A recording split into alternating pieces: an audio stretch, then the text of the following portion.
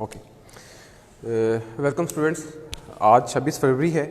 25 26 25 से 26 है। आज 25 है। अच्छा, ओके ओके। 25 फरवरी 2021। तो आज का जो लेक्चर जो है ये doctor Riyazuddin memorial school on physics which is held in department of physics agriculture university Faisalabad और स्टैटिस्टिकल फिज़िक्स जो है ये कोर्स का आज चौथा लेक्चर है।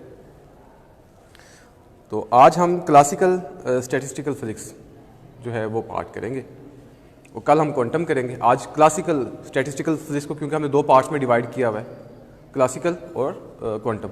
आज क्लासिकल पार्ट जो है वो हम हल करेंगे।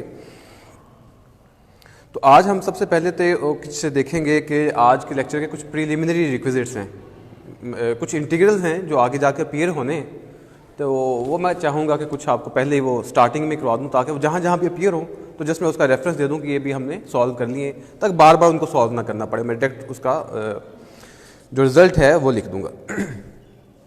और आज कल हमने कैनोनिकल इंसेंबल, उसका पार्टीशन फंक्शन और उसकी सारी थर्मोडायनामिक प्रॉपर्टीज़ जो हैं वो सारी कैलकुलेट की थी। वहाँ पे हमारा कल लेक्चर क्लोज हुआ था। आज जो है हम माइक्रो कैनोनिकल इंसेंबल को देखेंगे और इसका हम सबसे पहले फेज़ वॉल्यूम निकालेंगे फेज स्पेस में। ये माइक्रो कैनोनिकल इंसेंबल हम फेज स्पेस में हल करेंगे, तो इसका मतलब है कि फेज़ वॉल्यूम हमें निकालना पड़ेगा। उस फेज़ वॉल्यूम का पुट करेंगे बोल्ट्जमैन इंट्रॉपी का जो रिलेशन है उसमें, और वहाँ से हम आगे चलेंगे और इंट्रॉपी को हल करेंगे, इंट्रॉपी निकालेंगे। और इसमें एक अहम चीज़ है वो गिब्स पैराडॉक्स, वो अपीयर होता है यहाँ पे इसकी इंट्रॉपी में, गिब्स पैराडॉक्स। तो उसको भी रिजॉल्व करेंगे कि गिब्स पैराडॉक्स को रिजॉल्व कैसे करते हैं। उसके बाद उसकी इंटरनल एनर्जी निकालेंगे, प्रेशर निकालेंगे, प्रेशर का मतलब इक्वेशन ऑफ स्टेट निकालेंगे और स्पेसिफिक हीट निकालेंगे। और उसके बाद जो है वो ग्रैंड कैनोनिकल इंसेंबल भी है। ग्रैंड कैनोनिकल इंसेंबल का भी हम उसकी प्रोबेबिलिटी निकालेंगे और प्रोबेबिलिटी बोल्ट्जमैन प्रोबेबिलिटी डिस्ट्रीब्यूशन से, ठीक है। उससे फिर ग्रैंड पार्टीशन फंक्शन, फिर ग्रैंड पोटेंशियल निकालेंगे और ग्रैंड पोटेंशियल से फिर बाकी तमाम उसकी प्रॉपर्टीज़ जो हैं, थर्मोडायनामिक प्रॉपर्टीज़ जो हैं वो निकाल लेंगे। उसके बाद जो है हम फिर ये जो ग्रैंड कैनोनिकल इंसेंबल है, क्योंकि इसमें म्यू अपीयर होता है, केमिकल पोटेंशियल अपीयर होता है, तो इसी को फिर हम मज़ीद एक्सटेंड करके इससे कल क्वांटम में चले जाएंगे, जिससे हम फर्मी ड्रैग डिस्ट्रीब्यूशन फंक्शन भी और बोल्स-आइंस्टाइन डिस्ट्रीब्यूशन को लेके फिर आगे चलेंगे। क्योंकि ये ग्रैंड कैनोनिकल इंसेंबल ही की अगली एक्सटेंशन जो है वो यानी कैलकुलेशंस के एतबार से वो आगे हमें हेल्प करती है फर्मी ड्रैग डिस्ट्रीब्यूशन की कैलकुलेशंस में और बोल्स-आइंस्टाइन डिस्ट्रीब्यूशन की कैलकुलेशंस में। और उसके बाद मैक्सवेल बोल्ट्जमैन डिस्ट्रीब्यूशन फंक्शन, असल तो काम आज का ये है, मैक्सवेल बोल्ट्जमैन डिस्ट्रीब्यूशन फंक्शन, क्योंकि क्लासिकल का आज का हमारा लेक्चर है क्लासिकल स्टैटिस्टिकल फिजिक्स का, तो मेजर फोकस हम करेंगे मैक्सवेल बोल्ट्जमैन डिस्ट्रीब्यूशन फंक्शन पे करें। लिहाजा अब मैं जो है फ़ौरन लेक्चर का स्टार्ट करते हैं और आज की जो प्रीलिमिनरी रिक्विजिट्स में जो कुछ इंटीग्रल्स हैं वो हम देख लेते हैं। ओके,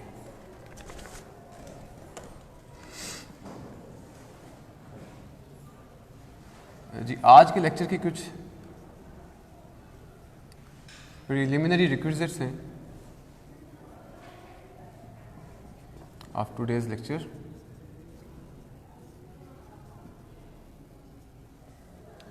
उसमें पहला है कि different forms of Boltzmann entropy,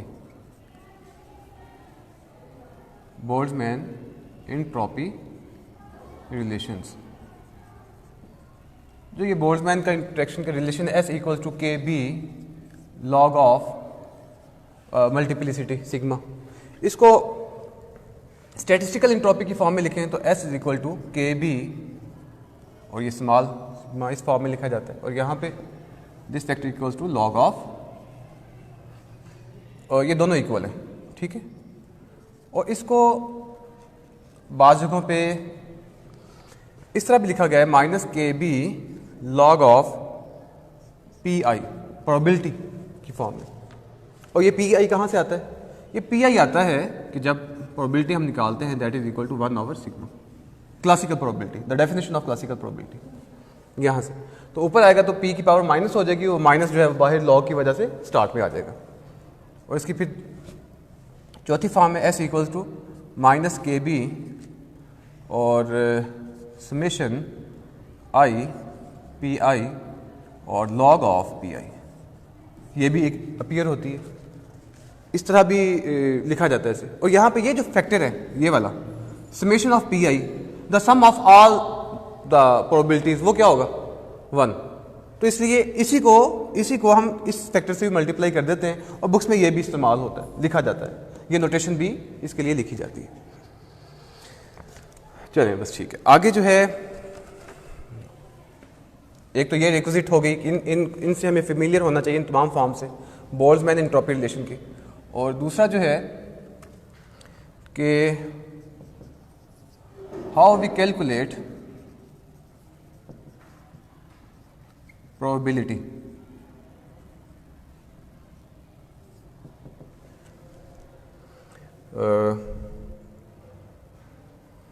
of being in the ith state, in the ith state of the system, कि वो ith state में है और all states are equally probable। Ith state में सिस्टम है, किसी आइथ स्टेट में बहुत सारी स्टेट्स हैं, एनर्जी स्टेट्स हैं, उनमें आइथ स्टेट में होगा, इसकी प्रोबेबिलिटी हम कैसे कैलकुलेट करते हैं। और ये भी हम कह रहे हैं कि तमाम स्टेट्स इक्वली प्रोबेबल हैं। और जब हम ये कहते हैं तमाम स्टेट्स इक्वली प्रोबेबल हैं, इसका मतलब it's a classical definition of probability. तो इसी के ऊपर बोल्ट्जमैन ने अपना प्रोबेबिलिटी डिस्ट्रीब्यूशन दी है इसी क्वेश्चन के आंसर में। तो वो क्या कहता है कि जो ये प्रोबेबिलिटी है that is equal to minus E raise to power minus E I over के B T divided by summation I E raise to power minus I की बजाय मैं इसको जे कर देता हूँ ताकि उससे डिफरेंट हो जाए, ई ऑफ जे ओवर के बी टी, इन तमाम का सम, ठीक है। वो ith energy state divided by sum of all the energy states. अब यहाँ मैं आई नहीं लिख रहा, जे लिख रहा हूँ ताकि इससे फर्क हो जाए, तमाम का सम है। और ये जो डिनोमिनेटर में ये वाला फैक्टर है इसको हम जी कह देते हैं in case of canonical ensemble, ठीक है। और हमने कल ये यूज़ किया, ये वाला पार्टीशन यूज़ किया कल। अच्छा, अगर जो है यही प्रोबेबिलिटी हमने ग्रैंड कैनोनिकल के केस में निकालनी हो तो उसमें भी यही डेफिनेशन है, यही तरीका है, सिर्फ फर्क कहाँ आता है, p i equals to e raise to power minus E I minus mu n over के बी टी, ठीक है, divided by ith energy state में पाई जाने की probability divided by sum of all the energy states, ठीक है। ये जे ई माइनस, अच्छा n के साथ भी i लगा दें, E J minus mu N J divided by के बी टी, ठीक है। अब यहां से वाज़ेह हो रहा है कि अब ये क्या होगा डिनोमिनेटर में जो है इसका क्या होगा, partition function. Grand canonical case में ये इसका ग्रैंड पार्टीशन फंक्शन होगा, ये भी पार्टीशन फंक्शन है z, तो ये वाला जो फैक्टर है ये भी पार्टीशन फंक्शन बन जाएगा, यानी z बन जाएगा for grand canonical ensemble, GCE grand canonical ensemble, ठीक है। और इस पार्टीशन फंक्शन को सिंपल पार्टीशन फंक्शन नहीं कहते, इसके लिए ना ग्रैंड पार्टीशन फंक्शन का टर्म इस्तेमाल कर लेते हैं ताकि इसको दूसरे वाला जो पार्टीशन फंक्शन कैनोनिकल वाला उससे डिफरेंशिएट किया जा सके। Just for the differentiation it is also called grand partition function. Okay ji, अब आगे जी वो इंटीग्रल्स हैं जिनकी मैं बात कर रहा था। अगर हमारे पास इंटीग्रल ये इंटीग्रल्स ना आगे बार बार इस्तेमाल होने हैं, तो इसको एक दफ़ा देख लेते हैं। 0 to infinity x raised to power n e raised to power alpha x square dx, इस तरह का। अब देखना ये क्या है, e raised to power something, यहाँ भी क्या है, एक्सपोनेंशियल फैक्टर आ रहा है ना हर जगह, तो इस तरह का इंटीग्रल आगे भी आने हैं, तो इनको कैसे सॉल्व करने वो देख लेते हैं। आपके सामने अभी भी है, ये देखें, e raised to power something, e raised to power something, e raised to power, तो ये इंटीग्रल जब हमने आगे सॉल्व करने तो ये हमें काम आएंगे। तो इसमें पुट करते हैं जी हम, put x equal to y alpha minus 1/2 और फार n इक्वल्स टू 0, ठीक, 0 n इक्वल टू n की पावर, n की कोई पावर है तो इसको 0 पुट करके इसको सॉल्व करते हैं। तो i is equal to 0 to infinity, और ये सब्स्टिट्यूशन भी कर दें तो ये बन जाता है alpha minus 1/2 0 to infinity e raise to power minus y square d y, और ये बराबर आ जाता है pi under root divided by 2 alpha minus 1/2, ठीक है। तो ये आई नॉट आ गया फार n इक्वल्स टू 0। अच्छा, इसी तरह इसको फार n इक्वल्स टू 1 सॉल्व करें, है? हाँ हाँ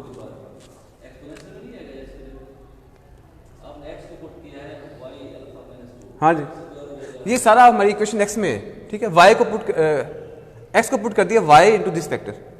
अब यहाँ से आप dx भी निकाल लें, ठीक है, अब यहाँ से y भी निकाल लें, ठीक है, वो मैं शॉर्ट, ठीक, बस रिजल्ट लिख दिया फार n इक्वल्स टू 0। इसी तरह फार n इक्वल्स टू 1 के लिए आप सॉल्व कर लेते हैं। I1 equals to 0 to infinity alpha minus 1 y e raise to power minus y square d y, तो ये आ जाता है 1/2 एल्फा माइनस 1 पावर, ये I1 आ गया, ठीक है। अच्छा, इसके लिए for n greater than or equal to 2, अगर पावर 2 या 2 से ज़्यादा आ रही है तो इंटीग्रल्स को हम इस I0 और I1 की फॉर्म में लिख सकते हैं, ठीक है। For all powers n equal to 2 are greater, we can write the integrals in the form of I1 and I0, और I0 का रिजल्ट भी हमने लिख लिया है I2 का। तो इसका एक जनरल एक्सप्रेशन जो बनता है वो बनता है In equals to n minus 1 over 2 alpha into I n minus 2, ठीक है। तो ये एक जनरल एक्सप्रेशन है इस तरह के इंटीग्रल्स का सोल्यूशन का, तो ये हम आगे इस्तेमाल करेंगे। ओके, मैं इसको इरेज कर रहा हूँ, स्लाइड नंबर 1 को बना।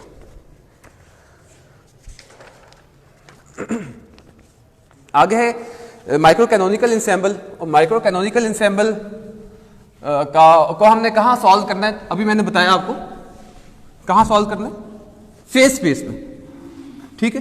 तो जब फेज स्पेस में सॉल्व करना है तो जो फेज वॉल्यूम होगा उसके दो पार्ट्स बन जाएंगे, एक उसका मोमेंटम स्पेस और एक पोजीशन स्पेस, ठीक है। तो इसके 5 स्टेप्स हैं, मैं सारा ड्राइव नहीं करवाऊंगा, ना होना है, मतलब आज टाइम हमारे पास बहुत शॉर्ट है, इतना ज़्यादा काम करने वाला पड़ा हुआ है, तो मैं ना शॉर्ट हिंट्स देते हुए आपको गुजर जाऊंगा।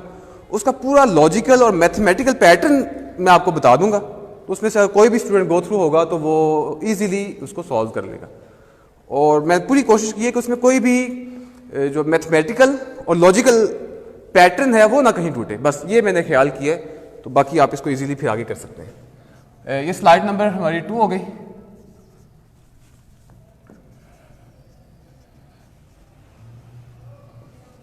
माइक्रो कैनोनिकल इंसेंबल, और इसकी ना डेरिवेशन थोड़ी सी डिफिकल्ट है, इसलिए मैं ना कोशिश करूंगा इसके स्टेप्स आपको मैं ना डिटेल के साथ करवा दूं। 5 स्टेप्स है इसके टू सॉल्व, 5 स्टेप्स को हम फॉलो करेंगे, और अगर 5 स्टेप्स को हमने फॉलो कर लिया तो इसकी एंट्रोपी भी निकल आएगी, इसकी थर्मोडायनामिक प्रॉपर्टीज सारी निकल आएंगी, ठीक है। सिर्फ मैं अभी ये नहीं करने जा रहा कि मैं सिर्फ उसकी इंट्रोपी निकाल रहा हूँ, नहीं, इंट्रोपी निकाल के आगे थर्मोडायनामिक प्रॉपर्टीज भी सारी निकालेंगे। तो इसके 5 स्टेप्स में, तो वो 5 स्टेप्स क्या हैं वो जरा आपने गौर से समझने। स्टेप नंबर 1, अब माइक्रो कैनोनिकल इंसेंबल क्या होता है, ये माजी में हम कल डिस्कस कर चुके हैं, मैं रिपीट नहीं कर रहा, टाइम आज कम है बहुत ज़्यादा। अच्छा, स्टेप नंबर 1, फिर मैं दोबारा रिपीट कर रहा हूँ कि हमने इसको इंसेंबल को, माइक्रो कैनोनिकल इंसेंबल को फेज स्पेस में हल करना है। कैलकुलेट फेज वॉल्यूम, ठीक है, और ये क्या है, this is the number of states per unit volume, number of states per unit volume in phase space occupied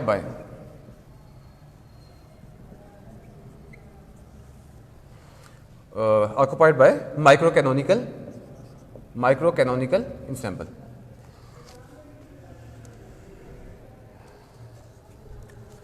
एक बात, सबसे पहला स्टेप तो ये कि ये निकालें।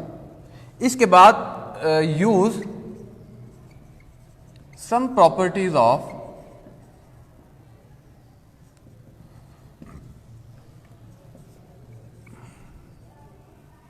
Gamma function. अब गामा फंक्शन का पता क्या होता है, इंटीग्रल्स ही है ना ये भी, सॉरी इंटीग्रल्स फैक्टोरियल की फॉर्म में, फैक्टोरियल के फॉर्म में अपीयर होते हैं, इंटीग्रल्स नहीं बल्कि, हाँ वैसे इनकी जो डेफिनेशन है वो तो उसी में है, लेकिन इसको हम लिखते हैं फैक्टोरियल की फॉर्म में, ठीक है। तो इनके कुछ प्रॉपर्टीज इस्तेमाल होनी है, ये करें। स्टेप नंबर 1, फेज वॉल्यूम निकालें और गामा फंक्शंस को यूज करें, और इससे हमारे पास फेज वॉल्यूम आ जाएगा। और this phase volume in fact is equal to the multiplicity. कौन सी मल्टीप्लिसिटी, जो हमने यहां S equal to k B log of, जो यहां अपीयर हुई है, ठीक है। तो ये निकाल लिया या ये निकाल, एक ही मतलब। और इसको थोड़ा सा देखते हैं, मैं लिख देता हूं, और ये आनी चाहिए जो अब मैं लिख रहा हूँ, ये आप सारी कैलकुलेशन के बाद ये आनी चाहिए जो मैं अभी लिख रहा हूँ। फेज स्पेस में जो फेज स्पेस वॉल्यूम जो है ये दो पार्ट्स में डिवाइडेड है, एक पोजीशन वॉल्यूम और दूसरा मोमेंटम वॉल्यूम।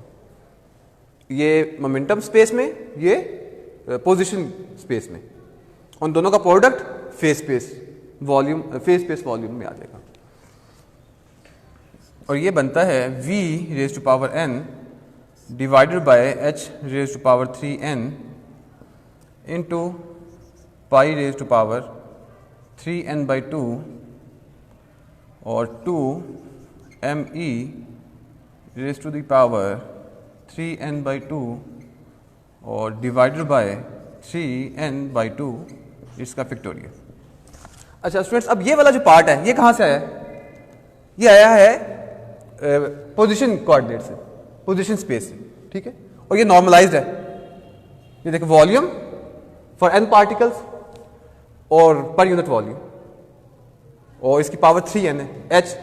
h को आप लिख सकते हैं ना, h की पावर 3 का मतलब आप समझ लें, h3 का मतलब है h multiply by h multiply by h, length width height, मतलब ये वॉल्यूम है।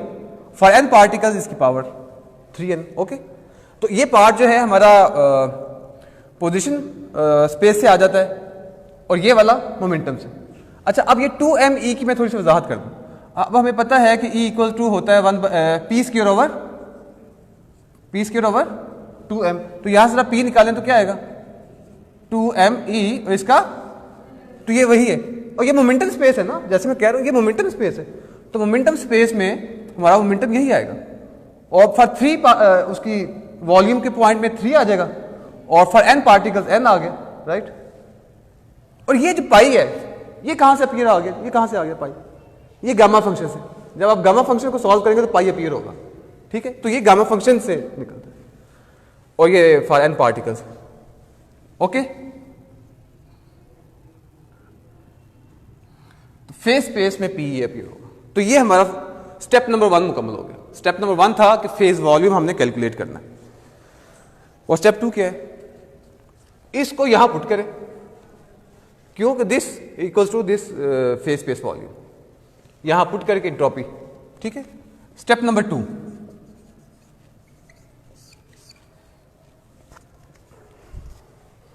Calculate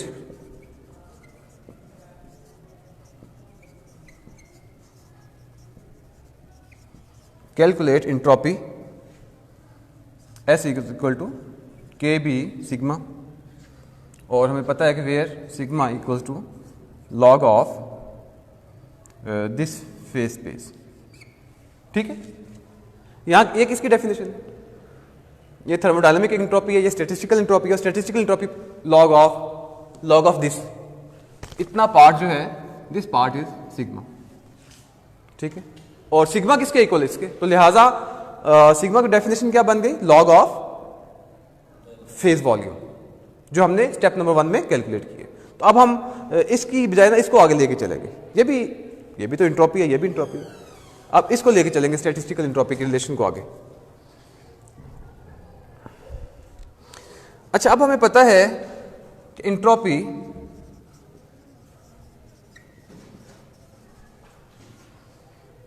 should show additive property. Additive property होनी चाहिए, यानी S equal to S1 plus S2 या sigma equal to sigma 1 plus sigma 2, additive होनी चाहिए। ठीक है, तो इसका हम रिलेशन निकालते हैं, तो उसको देखते हैं कि वो एडिटिव है, तो उसमें एक इशू आता है, और वही इशू जो है वो गिब्स पैराडॉक्स कहलाता है। ठीक है, उसको फिर आगे देखते हैं। ओके, अब मैं स्टैटिस्टिकल एंट्रोपी दिखूं अगर, this statistical entropy equals to log of phase volume equals to, अब फेज वॉल्यूम की ये वाली जो डेफिनेशन है, ये सारी स्टेप 1 में जो कैलकुलेट की यहां पुट करें, तो ये आ जाता है log of V 4 pi capital M capital E over 3n H square raise to the power 3/2 plus 3n/2। तो ये आ गया। अच्छा, ये तो कांस्टेंट पार्ट है, n नंबर ऑफ पार्टिकल्स हैं, 3/2, ये तो कांस्टेंट। इसका तो एंट्रोपी के साथ मतलब ऐसा एडिटिव प्रॉपर्टी के तनाजुर में इसका कोई ताल्लुक नहीं है इस टर्म का, ये एक कांस्टेंट टर्म है। ये एडिटिव होनी चाहिए। यहां पे डिवाइड हो रहा है नंबर n, और यहां पे v के साथ भी डिवाइड होना चाहिए n। ठीक है, नॉर्मलाइज्ड n के साथ होना चाहिए, तो फिर ये एडिटिव हो जाएगी। लॉग है, प्रोडक्ट है, लॉग भी है, प्रोडक्ट भी है, तो जब ओपन करेंगे तो ये सम की फॉर्म में लिखा जाएगा, एडिटिव फॉर्म में लिखा जाएगा। लेकिन मसला कि इसके नीचे ना n आना चाहिए, क्योंकि यहां n अपीयर हो रहा है। इसी को गिब्स पैराडॉक्स कहते हैं। ठीक है, इसको आप रिजॉल्व कैसे करते हैं वो देखते हैं। मैं एक्सप्लेन कर दिया कि ये कांस्टेंट टर्म है। अब ये नहीं है कि total entropy is equal to sum of this and this. और भाई ये एंट्रोपी है ही नहीं है लॉग वाली, ये तो एक कांस्टेंट टर्म है, इसका उसके साथ ताल्लुक नहीं है। एंट्रोपी ये वाला है जहां पे ये वॉल्यूम और ये वाला आपस में प्रोडक्ट खा रहे हैं, लेकिन यहां है कि इसको n से डिवाइड, यानी नीचे n आना चाहिए। यहां भी n आ रहा है ना, दोनों का नॉर्मलाइज्ड यानी प्रोबेबिलिटीज वो आ जाएंगी और वो ऐड होगी, और इसी को गिब्स पैराडॉक्स कहते हैं। ठीक है, अच्छा, तो इसका हल क्या है? This anomaly can be solved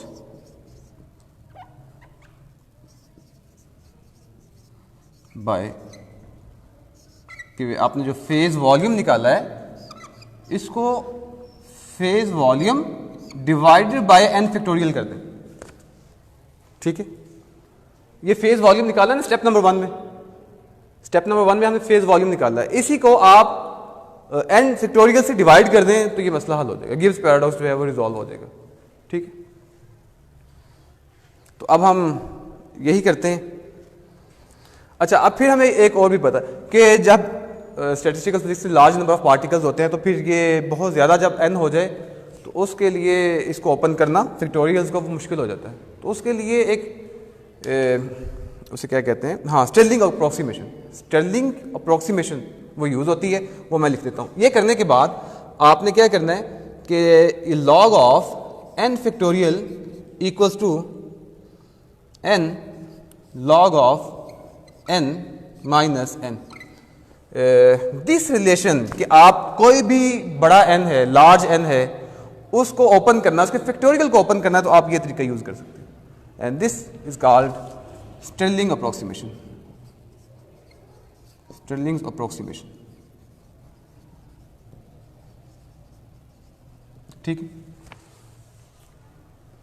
phase volume को n से डिवाइड करें तो गिव्स पैराडॉक्स, खत्म हो जाएगा। फेज वॉल्यूम को n फैक्टोरियल से डिवाइड करें तो ये खत्म हो जाएगा, गिव्स पैराडॉक्स खत्म हो जाएगा। और क्योंकि अब लार्ज n है तो इसको ओपन करने के लिए ये स्टिरलिंग अप्रोक्सीमेशन आप यूज करें।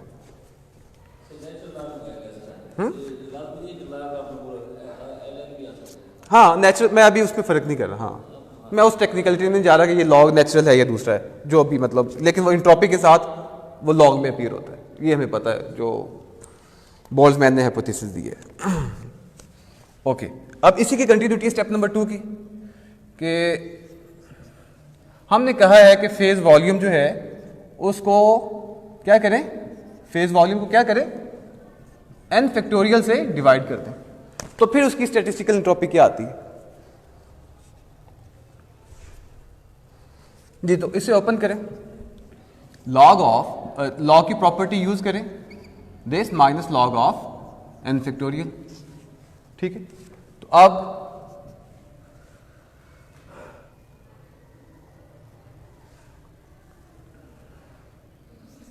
लॉग ऑफ ये वैसे ही आ जाएगा माइनस, हाँ जी, यहां क्या, यहां स्टिरलिंग अप्रोक्सीमेशन अप्लाई करें, that is n log of n minus n, ठीक है।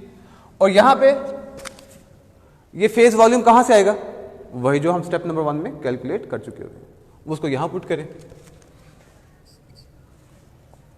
तो ये हमारे पास बन जाता है n, इसको मैं बाहर लिख रहा हूं, log of v over n plus 3/2 log of 4 pi m e over 3 n h square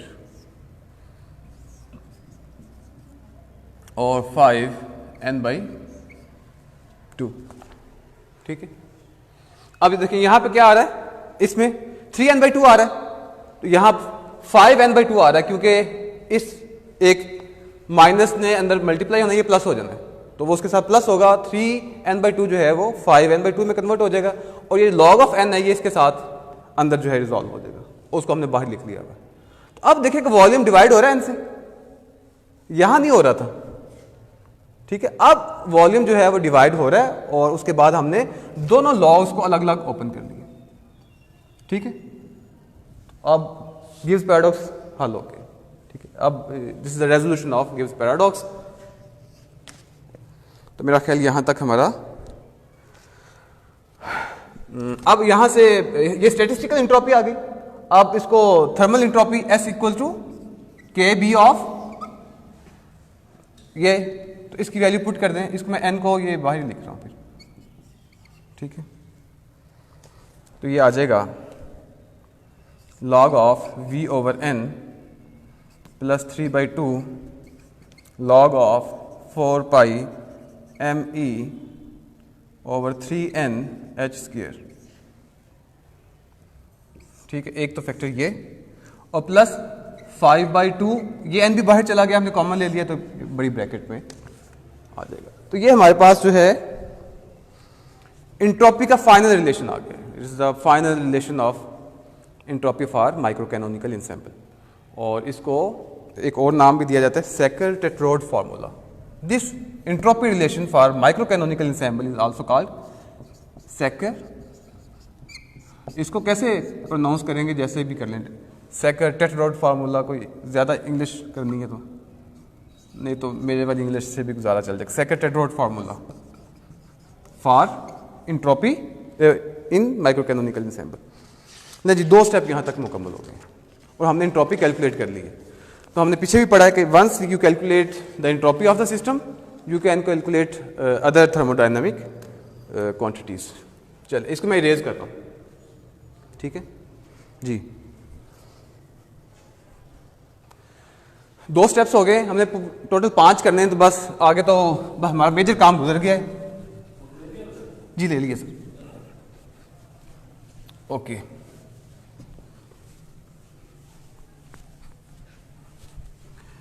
दो स्टेप्स हमने इसके लिख लिए। स्टेप नंबर 3 है कि हम इसकी इंटरनल एनर्जी निकाल लेते हैं। ठीक है, कैलकुलेट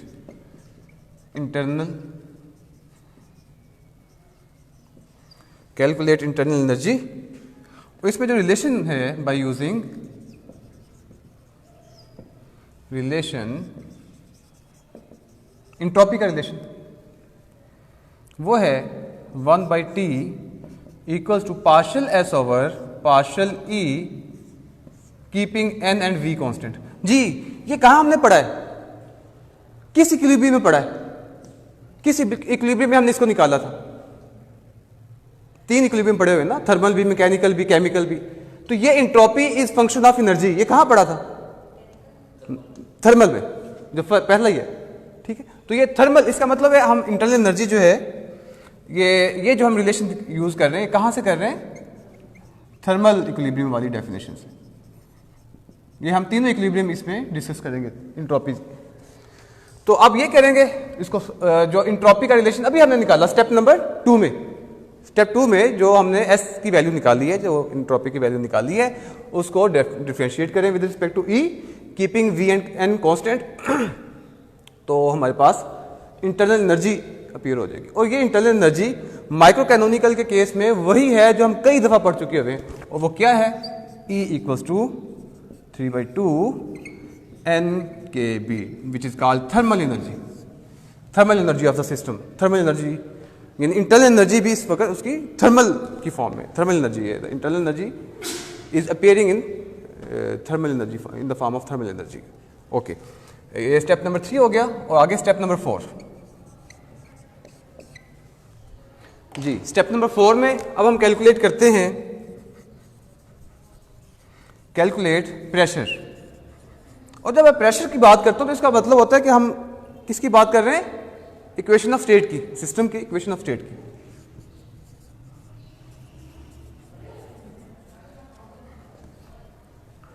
और इसमें कौन सी रिलेशन यूज करना है? बाय यूजिंग ये P over T equals to partial S over partial N, partial S over partial V keeping N and E constant. Ji ये कहाँ रिलेशन पढ़ा है हमने, जिसमें एंट्रोपी जो है वो वॉल्यूम का फंक्शन है। कौन सा इक्विलिब्रियम है ये? कौन सा इक्विलिब्रियम है? मैकेनिकल। ठीक है, और उसमें हमने P ओवर T को पुट किया था। तो ये हमने जो डेफिनेशन यूज की है ये मैकेनिकल इक्विलिब्रियम से की है। और इस डेफिनेशन को अगर हम यूज करेंगे तो हमें यहां से प्रेशर मिल जाएगा, ये P मिल जाएगा। We are interested in this P pressure. Ji तो वो क्या निकलना चाहिए माइक्रो कैनोनिकल के केस में? Just like an ideal gas. ठीक है, PV इक्वल्स टू NkBT। और ये हम इससे बहुत ज्यादा फेमिलियर हैं। ठीक है, मेरे कितने स्टेप हो गए? 4 हो गए। अब आखिरी step number 5।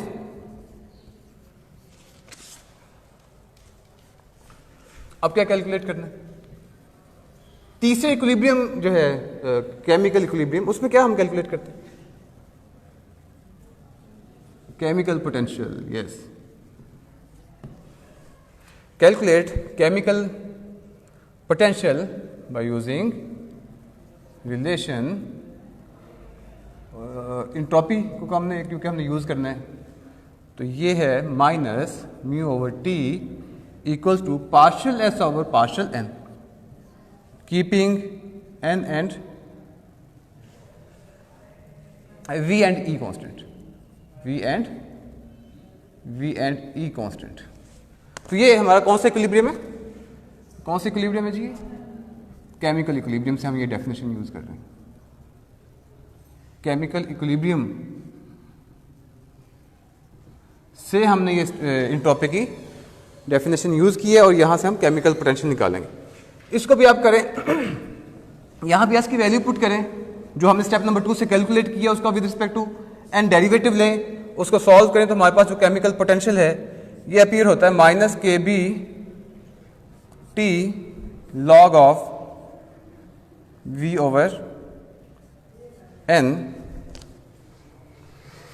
into 4 pi m e over 3n h square raise to power 3/2, यानी ये लॉग इस सारे का बन जाएगा।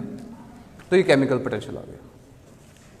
तो आज हमने अभी तक के काम में 40 मिनट गुजर चुके हैं लेक्चर के। अभी तक हमने माइक्रो कैनोनिकल इंसेम्बल सॉल्व कर लिए,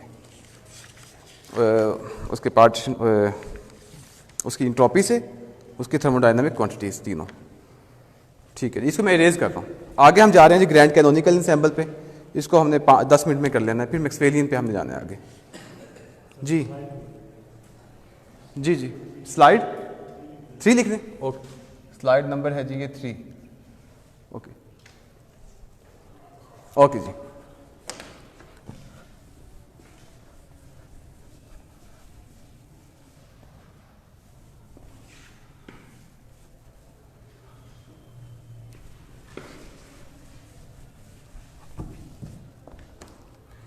अब स्लाइड नंबर है 4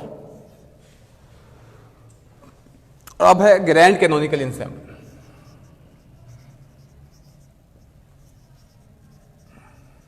ग्रैंड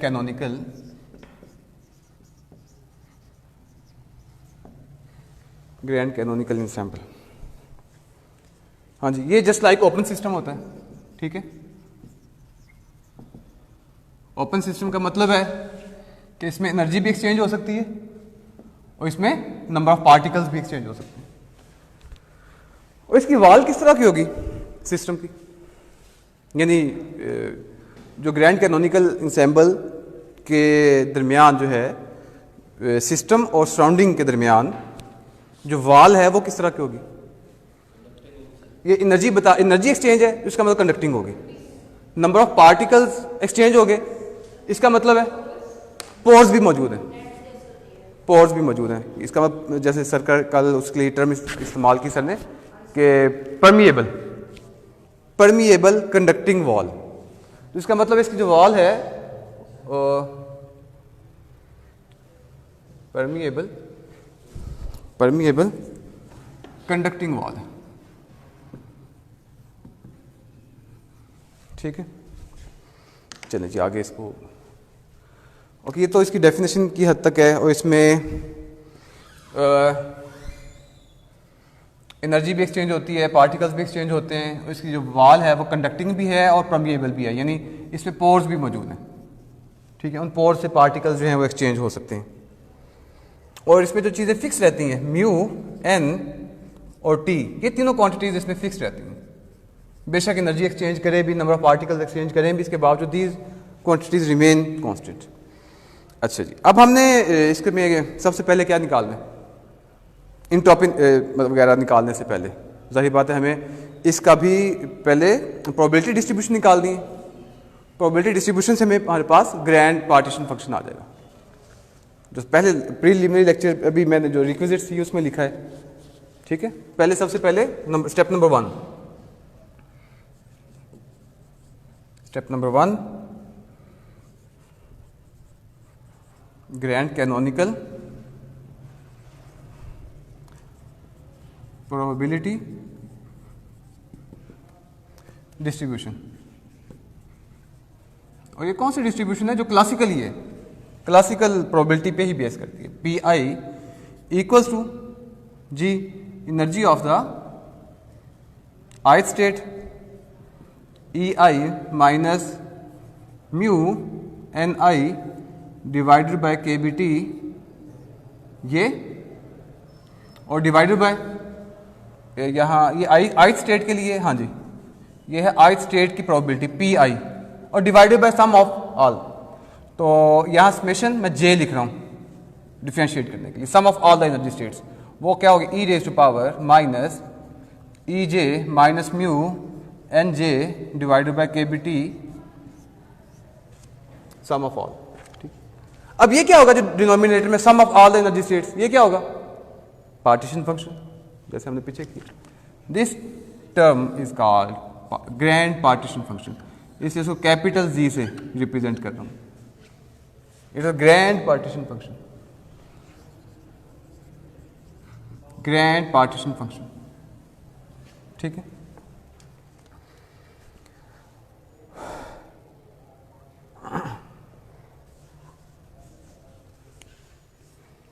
तो इसको हम अब निकालते हैं grand potential. Step number 1, step number 2, grand potential.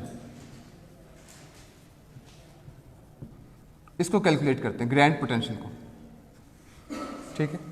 और उसके लिए हमने एंट्रोपी की वही डेफिनेशन यूज की है, S equals to minus k B log of p i. P i क्या है? Probability of the ith state, और वो हमने ये निकाली है। इसको पुट करेंगे यहाँ पे, उसका लॉग लें, फिर लॉग लेंगे ना, लॉग लेके सॉल्व करेंगे। तो जब लॉग लेंगे तो यहाँ तो एक्सपोनेंट है, जब एक्सपोनेंट है तो इसका मतलब e की पावर जो ये बाहर आ जाएगी, log of e natural log है तो वो 1 हो जाएगा, और ये पावर जो है पीछे आ जाएगी, ठीक है। इसी तरह डिनोमिनेटर में तो ये बनेगा E I minus mu N I divided by K B T minus log of जी, ठीक है। और ये log of G grand canonical grand partition function है, कैपिटल जी। तो ये हमारे पास, इसको मजीद सॉल्व करें, ये एस है, ठीक है। इसको टी से मल्टीप्लाई कर दें और के बी से भी बल्कि मल्टीप्लाई कर दें, तो हमारे पास जो इक्वेशन बनती है वो बनती है, इसको थोड़ा सिंप्लीफाई कर लें तो ये बनती है minus k B T log of capital G equals to e I minus mu N i minus T S. This whole is known as grand potential, और इसको कैपिटल फाई और ये ग्रैंड पोटेंशियल से लिखा जाता है। तो इसलिए ग्रैंड पोटेंशियल को हम ये लिख दें वो भी ठीक है कि this is equal to this, या फिर ये इसमें भी लिखा जा सकता है ग्रैंड पोटेंशियल को, और इसका फिर डिफरेंशियल भी लिया जा सकता है, डी ऑफ ई आ जाएगा, ठीक है। वो आप ओपन कर सकते हैं डिफरेंशियल लेके। तो यहाँ तक इसका ग्रैंड पोटेंशियल हमने कैलकुलेट कर लिए। आगे step number 3, grand canonical ensemble का स्टेप नंबर 3 के यूजिंग दिस डेफिनेशन, इसमें हमने निकालना एंट्रोपी। क्या निकालनी है? एंट्रोपी। तो एंट्रोपी निकालने के लिए S equals to minus partial over partial t, किसका? हाँ जी, तो पिछले केस में हमने पार्टीशन फंक्शन निकाला था, और पार्टीशन फंक्शन को इस्तेमाल करते हुए हमने रेस्ट ऑफ द प्रॉपर्टीज निकाली थी कैनोनिकल के केस में, ठीक है। यहां पे हमने पार्टीशन फंक्शन पहले निकाला है, ये वाला z, और पार्टीशन फंक्शन को यूज करते हुए हमने ग्रैंड पोटेंशियल निकाला है, ये वाला, और ग्रैंड पोटेंशियल के अंदर पार्टीशन फंक्शन मौजूद है, राइट। तो अब हम इसकी मदद से rest of the thermodynamic quantities निकाल सकते हैं। तो अब ये जो ग्रैंड पोटेंशियल है इसके अंदर ऑलरेडी पार्टीशन फंक्शन मौजूद है, तो लिहाजा अब मुझे पार्टीशन फंक्शन को नहीं इस्तेमाल करना बल्कि ग्रैंड पोटेंशियल को यूज कर लेना, because grand potential already containing partition grand partition function, ठीक है। तो अब इसको यहां यूज करें, इसके साथ में नीचे कैपिटल जी लिख देते हैं to represent it is grand potential. तो मैं अब यहां भी लिख रहा हूं ये जी, कीपिंग क्या आपको कांस्टेंट रखना है, v और म्यू, इसको कांस्टेंट रखते हुए आप ये निकाल, ठीक है। तो एंट्रोपी निकल आएगी, इसको यूज करें, यानी इसका डेरिवेटिव ले लें विद रिस्पेक्ट टू टी, और टी ये पड़ा हुआ है, ठीक है। चलिए इसको जो अभी दो एक स्टेप्स हैं वो आगे कर लें। ओके, मैं आगे जा रहा हूं जी। Step number 4, pressure. और प्रेशर का मतलब क्या होता है? प्रेशर का क्या मतलब?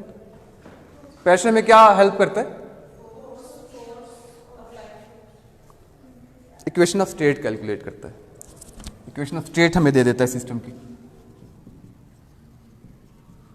इक्वेशन ऑफ स्टेट में ना प्रेशर की टर्म लाजमी है, अदरवाइज प्रेशर के बगैर जो है वो इक्वेशन ऑफ स्टेट बनती ही नहीं है, यानी उसका प्रेशर जो है उसका कंपल्सरी पार्ट है। ठीक है, तो प्रेशर कैलकुलेट करते हैं। तो इसके लिए हमने जो डेफिनेशन है वो है partial over partial V keeping T and mu constant. ठीक है, नेगेटिव साइन यहां, और यहां क्या आएगा, ग्रैंड पोटेंशियल। ग्रैंड पोटेंशियल को with respect to volume differentiate करें keeping T and mu constant, तो आपके पास प्रेशर जो है वो अपीयर हो जाएगा। इसको ना वैसे अगर मैं थोड़ा सा एक स्टेप एक कर ही दूं, मसला अगर यहां पे इसकी वैल्यू पुट करें ना ग्रैंड पोटेंशियल की, तो क्या आ जाएगी, माइनस भी आएगा। अच्छा, partial over partial T of minus k B T log of जी। ठीक है, ये इसको आप सॉल्व करें आगे, पार्शियल ओवर पार्शियल टी, ये मैंने किसकी वैल्यू पुट की है, ग्रैंड पोटेंशियल की। अब यहां भी ऐसे कर दें, पार्शियल ओवर पार्शियल वी और ग्रैंड पोटेंशियल की value minus k B log of k B T, जगह कम है, के बी टी लॉग ऑफ जी। ठीक है, इसको आप सॉल्व कर लीजिए, तो प्रेशर आ गया। और लास्ट है जी हमारा स्टेप नंबर 5, वो है नंबर ऑफ पार्टिकल्स। आप इसमें नंबर ऑफ पार्टिकल्स जो हैं वो भी कैलकुलेट कर सकते हैं। उसका फार्मूला है n equals to minus partial grand potential divided by partial mu keeping T and v constant. ठीक है, तो ये हमारे पास आ जाता है partial over partial mu of k B T log of जी। ठीक है, तो ये हमारे पास नंबर ऑफ पार्टिकल्स भी यहां से निकल आएंगे। नहीं जी, यहां भी ये भी मुकम्मल हो गया हमारा, ग्रैंड कैनोनिकल इंसेंबल भी पूरा हो गया। और ये वाली जो चीज़ है ये अब हमें ये फाइनल कमेंट्स इस हवाले से हैं कि ये जो ग्रैंड कैनोनिकल इंसेंबल है यहाँ पे ये म्यू अपीयर होता है। ठीक है, और आपको शायद आप इसमें पहले पढ़ा हो, जो हमने फर्मी डायरेक्ट डिस्ट्रीब्यूशन फंक्शन है और बोस आइंस्टाइन डिस्ट्रीब्यूशन फंक्शन है, उसमें भी एक्सपोनेंट इसी तरह का आता है जिसमें म्यू भी मौजूद होता है।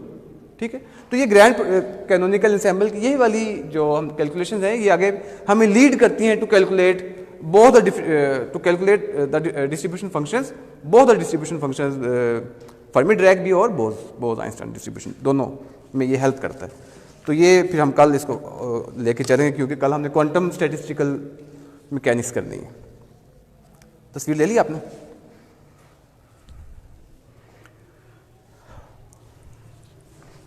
ओके,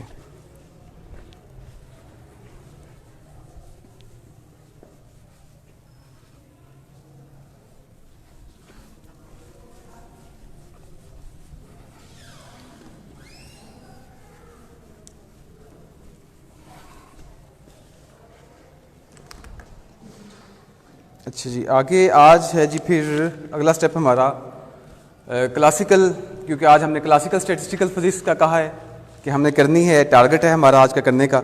तो उसमें क्लासिकल स्टैटिस्टिकल कौन से डिस्ट्रीब्यूशन फंक्शन अपीयर होता है? Maxwell Boltzmann distribution function. और मैंने उस दिन एक स्टेटमेंट, बहुत भारी स्टेटमेंट दे दी थी, जिसको मैं थोड़ा सा फिर रिविजिट भी किया कि ये तकरीबन पूरे क्लासिकल पार्ट को एक्सप्लेन कर देती है, ये मैक्सवेल बोल्ट्जमैन डिस्ट्रीब्यूशन फंक्शन। तो अब हम वही शुरू करने जा रहे हैं। उसको फिर मैंने कहा नहीं, सारे को नहीं, but most of the part of the classical statistical physics can be explained with the help of Maxwell Boltzmann distribution function। तो वो शुरू करते हैं जी। Maxwell Boltzmann distribution function। So most of the part of the classical part can be explained with the help of this distribution function. इसको Maxwell Boltzmann distribution function के बजाय ना मैं इसको वेलोसिटी डिस्ट्रीब्यूशन फंक्शन लिख देता हूँ ताकि थोड़ा सा क्लियर हो जाए. ठीक है, वेलोसिटी डिस्ट्रीब्यूशन फंक्शन. अच्छा मुझे बताएं स्टूडेंट्स, ये जो इस वक्त रूम में एयर मौजूद है, एयर के मॉलिक्यूल्स मौजूद हैं, they are moving randomly and ये कौन से डिस्ट्रीब्यूशन को फॉलो करते हैं? इसी distribution function, Maxwell Boltzmann velocity distribution, यानी उनकी वेलोसिटीज जो हैं वो इसी तरह अपीयर होंगी. ठीक है, ओके. फेज स्पेस वाला कल मुझे लेक्चर याद है आपको? फेज स्पेस में इसी को ना हम उस फॉर्म में भी लिख सकते हैं. चलिए मैं स्टार्ट करता हूँ, फिर आप इस पे मजीद बात करते हैं. चलिए, ये जो एक डिस्ट्रीब्यूशन फंक्शन मैं आपके सामने लिखने लगा हूँ, A E raise to power minus M we square over 2 के बी टी. ये छोटी सी डिस्ट्रीब्यूशन फंक्शन लग रही है और है भी. This distribution function is called Maxwell Boltzmann distribution function. ठीक है, तो क्लासिकल पार्ट में रहते हुए हमारी बहुत सारी चीज़ें ये एक्सप्लेन कर देती है, क्लासिकल रिजीम में रहते हुए. और क्लासिकल रिजीम और क्वांटम रिजीम उस दिन मैंने वो डेंसिटी टेम्परेचर डायग्राम से एक्सप्लेन किया हुआ है. इसको वैसे मैथमेटिकली भी किया जा सकता है, वो हम कल वाले लेक्चर में देखेंगे क्वांटम वाले में, कि कौन सा एरिया जो है वो क्लासिकल का है और कौन सा एरिया क्वांटम स्टैटिस्टिक का है. इसके मैथमेटिक्स क्या है इसकी, वो कल हम थोड़ी सी स्टार्ट के लेक्चर के स्टार्ट में देखेंगे. लेकिन यहाँ तक ये बात कि मैक्सवेल बोल्ट्जमैन डिस्ट्रीब्यूशन फंक्शन तमाम जो लिक्विड्स हैं, सॉलिड्स हैं और गैसेस हैं, ठीक है, जो क्लासिकल रिजीम में है उसको ये एक्सप्लेन कर देता है. ठीक है, जैसे गैस के हवाले से तो मैंने आपको एग्जांपल दे दी कि इस वक्त जो एयर के मॉलिक्यूल्स हैं उनकी वेलोसिटीज, उनकी वी वेलोसिटीज इसी डिस्ट्रीब्यूशन फंक्शन को फॉलो कर रही है, वेलोसिटीज. ठीक है, अच्छा इसी को मैं एनर्जी की फॉर्म में भी लिख सकता हूँ, f of e equals to a E raise to power minus e over के बी टी. तो अब मैं कहूंगा कि गैस के इस वक्त गैस के जो मॉलिक्यूल्स हैं वो इसी एनर्जी डिस्ट्रीब्यूशन को फॉलो कर रहे हैं. है ये भी मैक्सवेलियन है, ये भी मैक्सवेलियन, दोनों मैक्सवेलियन है. ये वेलोसिटी में लिखी हुई है, ये एनर्जी की फॉर्म में लिखी हुई है, बस ये फर्क है. और इसी को अगर मैं मोमेंटम की फॉर्म में लिखूं, A E raise to power minus P square over 2 के बी टी. ये वाली जो डिस्ट्रीब्यूशन, अच्छा यार हाँ, इनके साथ इंटीग्रल क्यों नहीं अभी तक लगाया मैंने? इंटीग्रल भी आना चाहिए ना. ठीक है, इंटीग्रल आएगा तो फिर चलो मैं इंटीग्रल डाल रहा हूं, minus infinity to plus infinity. तो यहां पे क्या आएगा? D v. ठीक है, minus infinity to plus infinity, तो यहां क्या आ जाएगा? D e. Minus infinity to plus infinity, यहां क्या आ जाएगा? D P.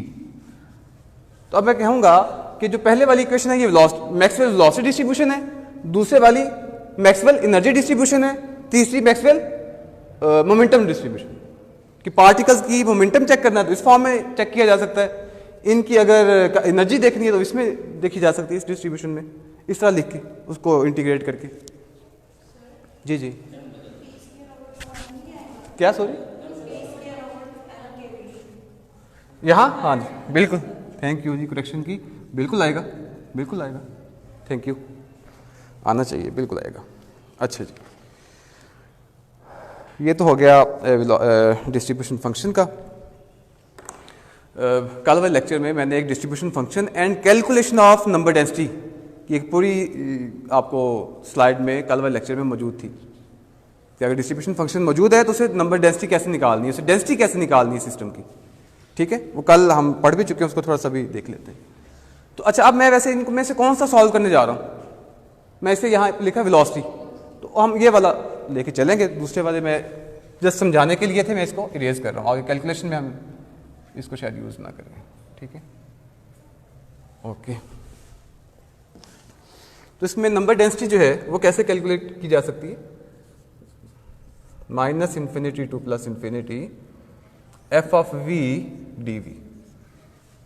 ये कल भी मैंने करवाया था, फेज स्पेस जब पढ़ा रहा था, फेज स्पेस में भी मैंने आपको बताया था ये कि हम नंबर डेंसिटी इस तरह कैलकुलेट कर सकते हैं किसी भी डिस्ट्रीब्यूशन फंक्शन का जो फेज स्पेस में गिवन है. ये वाली कौन सी स्पेस है? वेलोसिटी स्पेस है। फेज स्पेस में पोजीशन और वेलोसिटी भी हो सकती है, मोमेंटम भी हो सकता है, पोजीशन और एनर्जी भी हो सकती है। ये फेज स्पेस है, ठीक है। तो ये वाली मैंने जो एक्सप्रेशन दी हुई है ये फेज स्पेस के वॉल्यूम स्पेस में गिवन है, ठीक है। वी की फॉर्म में लिखी हुई है, तो ये वॉल्यूम स्पेस वेलोसिटी स्पेस में लिखी वेलोसिटी। ओके, तो ये n, तो इस डिस्ट्रीब्यूशन फंक्शन को यहां पुट करें। अच्छा, यहां पे a क्या है? Normalization constant. This a is called normalization constant. तो यहां से इसको पुट करें, ठीक है।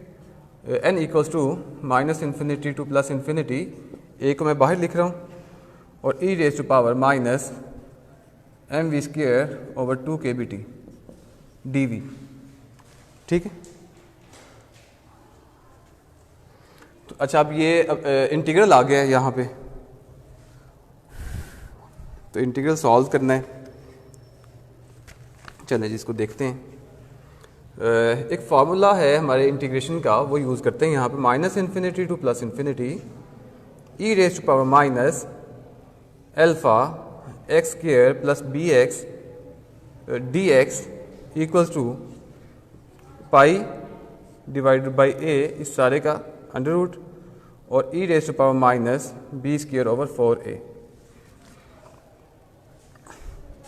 ये मैंने एक जनरलाइज इंटीग्रल लिखा है कि अगर इस तरह के मिलता जुलता कोई इंटीग्रल हो तो हम इस तरह उसके हल कर सकते हैं, ठीक है।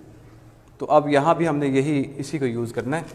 तो अगर इस इंटीग्रल को हम यूज़ करें तो हमारे पास जो डेंसिटी है a इंटू, अब इसका जो सोल्यूशन है बाय यूजिंग दिस इंटीग्रल, वो मैं डायरेक्ट लिख रहा हूँ यहाँ पे, वो आता है पाई ओवर m/2 kBt, ठीक है। अब ये मैं डायरेक्ट सोल्यूशन लिखा है, कैलकुलेशंस नहीं हो सकेगी, इंटीग्रेशन सॉल्व नहीं मैंने करनी, नहीं तो टाइम नहीं है, ठीक है। इसको मैं डायरेक्ट उसके रिजल्ट को यूज़ कर रहा हूँ। तो यहाँ से एक बात तो ये, यहाँ से एक बात तो ये कि हमने डेंसिटी कैलकुलेट कर ली है। हमने we have calculated the density of the system by using distribution function, calculate हो गई है। लेकिन यहाँ पे a जो है ये हमारा नॉर्मलाइजेशन कांस्टेंट है। तो अगर आपसे ये कहा जाए कि एक डिस्ट्रीब्यूशन फंक्शन है जो नॉर्मलाइज नहीं है, तो सबसे पहले आप क्या करेंगे? उसको नॉर्मलाइज करेंगे। और नॉर्मलाइज कैसे करेंगे? यही डेंसिटी से, कि उसकी डेंसिटी से उसे इंटीग्रेट करें। इंटीग्रेशन करके हमारे पास density in the form of normalization constant appear हो जाएगी a की फॉर्म में। तो यहां से आप a निकाल लें, you can calculate the normalization constant a, और वो आता है n m/2 पाई kBt। अच्छा, अब इस a को पुट करें इसमें, यहाँ पे जो हमने असल, इसको मैं इक्वेशन नंबर 1 दे देता हूँ, जो हमने डिस्ट्रीब्यूशन फंक्शन ली हुई है। और यहाँ पे a जो है नॉर्मलाइजेशन कांस्टेंट है, तो इसको put in equation 1, put in equation 1। तो हमारे पास जो f ऑफ v है ये आ जाएगा n √m/2 pi kBt e raise to power minus mv²/2 kBt, ठीक। ओके, ये डिस्ट्रीब्यूशन फंक्शन आ गया जो नॉर्मलाइज्ड है। It is a normalized Maxwell Boltzmann distribution function. 1D या 3D के लिए कौन सा, ये भी बताएं। ये 1D है। पाई की जो पावर आती है ना, पाई जो अपीयर होता है इसमें, वो थोड़ी सी ये एक्सपीरियंस के साथ ही बात आती है। जो लोग इस पे काम करते हैं उनसे भी मेरी डिस्कशन हुई, प्यास में 1-2 दोस्त हैं, तो उन्होंने बताया कि ये जो पाई की पावर है ना, ये आपको बता रही होती है कि वो 1D केस है या 3D केस है। इसकी पावर कितनी है पाई की? 1/2, 1 आ रहा है ऊपर, तो ये 1D केस है। तो ये हमने जितना सॉल्व किया it is 1D। So this is 1D Maxwell Boltzmann velocity distribution function, ठीक है।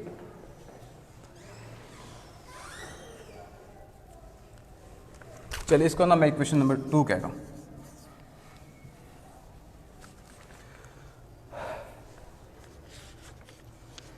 अच्छा, इसको वैसे 3D के लिए भी सॉल्व किया जा सकता है, इसी को 3D के लिए भी सॉल्व किया जा सकता है, अभी हम करते हैं। लेकिन यहाँ आगे जाने से पहले मैं एक थोड़ा सा कमेंट ये करना चाहता हूँ कि अगर आपको एक डिस्ट्रीब्यूशन फंक्शन दे दिया जाए, ठीक है, पहली बात तो ये, सबसे पहले ये चेक करें कि वो नॉर्मलाइज्ड है या नहीं। सबसे पहली बात जो चेक करने की है वो ये कि आया वो डिस्ट्रीब्यूशन फंक्शन नॉर्मलाइज्ड है या नहीं है, पहली बात ये चेक करें। और अगर वो नॉर्मलाइज्ड है, जैसे कि नॉर्मलाइज्ड है, अभी हमने कैलकुलेट किया, फिर दूसरा जिसने ये कैलकुलेट किया हुआ नॉर्मलाइजेशन कांस्टेंट, उस पर यकीन ना करें, इसे क्रॉस वेरीफाई करें।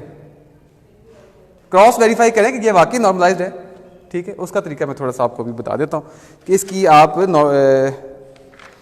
क्रॉस चेक आप इसको कैसे कर सकते हैं। हमने कुछ एनसीपी में वर्कशॉप्स वगैरह अटेंड की, तो वहाँ पे डॉक्टर अमानुर रहमान साहब से कुछ पढ़ने का मौका मिला। प्यास के डॉक्टर अमानुर रहमान साहब मेरे पीएचडी के एक्सटर्नल भी थे, तो वो यही टेक्निक्स इस्तेमाल करते हैं काइनेटिक थ्योरी के ज़रिए। नॉर्मल यानी डिस्ट्रीब्यूशन फंक्शन है तो उसे डायरेक्ट डेंसिटी इस तरीके से कैलकुलेट, इसे काइनेटिक अप्रोच कहते हैं। तो ये कुछ उनसे भी सीखी है, तो इसलिए उनका नाम लेना भी ज़रूरी था यहाँ पे। बाकी मेरे पीएचडी के सुपरवाइज़र डॉक्टर गोहर अब्बास साहब जीसी लाहौर के, उनसे बहुत सारी चीज़ें सीखने को मिली। डॉक्टर रशीद साहब जीसी फैसलाबाद के, उनसे बहुत सारी चीज़ें सीखने को मिली। इन लोगों का नाम लेना भी मेरे ख्याल में ज़रूरी है। अच्छा, अब ये जो मैं बात कह रहा हूँ नॉर्मलाइजेशन वाली, कि अगर कोई डिस्ट्रीब्यूशन फंक्शन नॉर्मलाइज्ड है तो उसको क्रॉस वेरीफाई किया जाए कि आया वो वाकई नॉर्मलाइज्ड है।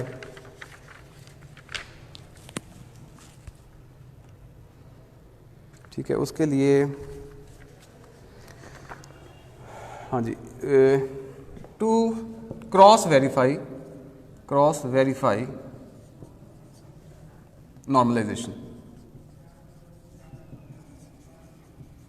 Normalisation of distribution function. क्योंकि कोई डिस्ट्रीब्यूशन फंक्शन है जो नॉर्मलाइज्ड है, लेकिन यकीन ना करें कि वो नॉर्मलाइज, उसको क्रॉस वेरीफाई करें। उसको कैसे क्रॉस वेरीफाई करते हैं? नॉर्मलाइजेशन कंडीशन से, वो हमने पढ़ी हुई है। क्वांटम मैकेनिक्स वाले नॉर्मलाइजेशन कंडीशन को इस्तेमाल करते हैं, वही है ये, कुछ नई बात नहीं है, ये वही क्वांटम मैकेनिक्स वाली जो नॉर्मलाइजेशन है वही है ये। तो इसको आप डेंसिटी को zero to infinity f of v d v solve कर लें। ठीक है, अब यहां पे जो हमने डिस्ट्रीब्यूशन फंक्शन पुट करना है वो नॉर्मलाइज करना है, वो दूसरे वाला ना कर दीजिएगा। नॉर्मलाइज जो हुआ है ना, जिसको हम क्रॉस चेक करना चाह रहे हैं कि ये नॉर्मलाइज है कि नहीं, वो वहां पुट करना है। वो पुट करें, सॉल्व करें, और अगर इसका आंसर 1 आ जाए तो वो नॉर्मलाइज है, और अगर वो 1 नहीं आया इसका मतलब नॉर्मलाइजेशन की हुई है किसी ने, लेकिन गलत की हुई है, उसमें एरर है। ठीक है, वो बतलो, यही एरर है और क्या है। अगर ये 1 के इक्वल नहीं आ रहा तो इसका मतलब ये जो यहाँ पे डिस्ट्रीब्यूशन फंक्शन जो दिया हुआ है ना, ये नॉर्मलाइज नहीं है। आप खुद नॉर्मलाइज करें, फिर वो कैसे करना है? इस तरीके से, ये नॉर्मलाइजेशन कांस्टेंट निकाला है इसी तरीके से। ठीक है, अभी तक मैंने 1D Maxwell Boltzmann distribution function निकाला है और उसे नॉर्मलाइज किया है और उसको क्रॉस वेरीफाई किया है कि वाकई ये नॉर्मलाइज है कि नहीं। तो it is your task, do it yourself, do it yourself,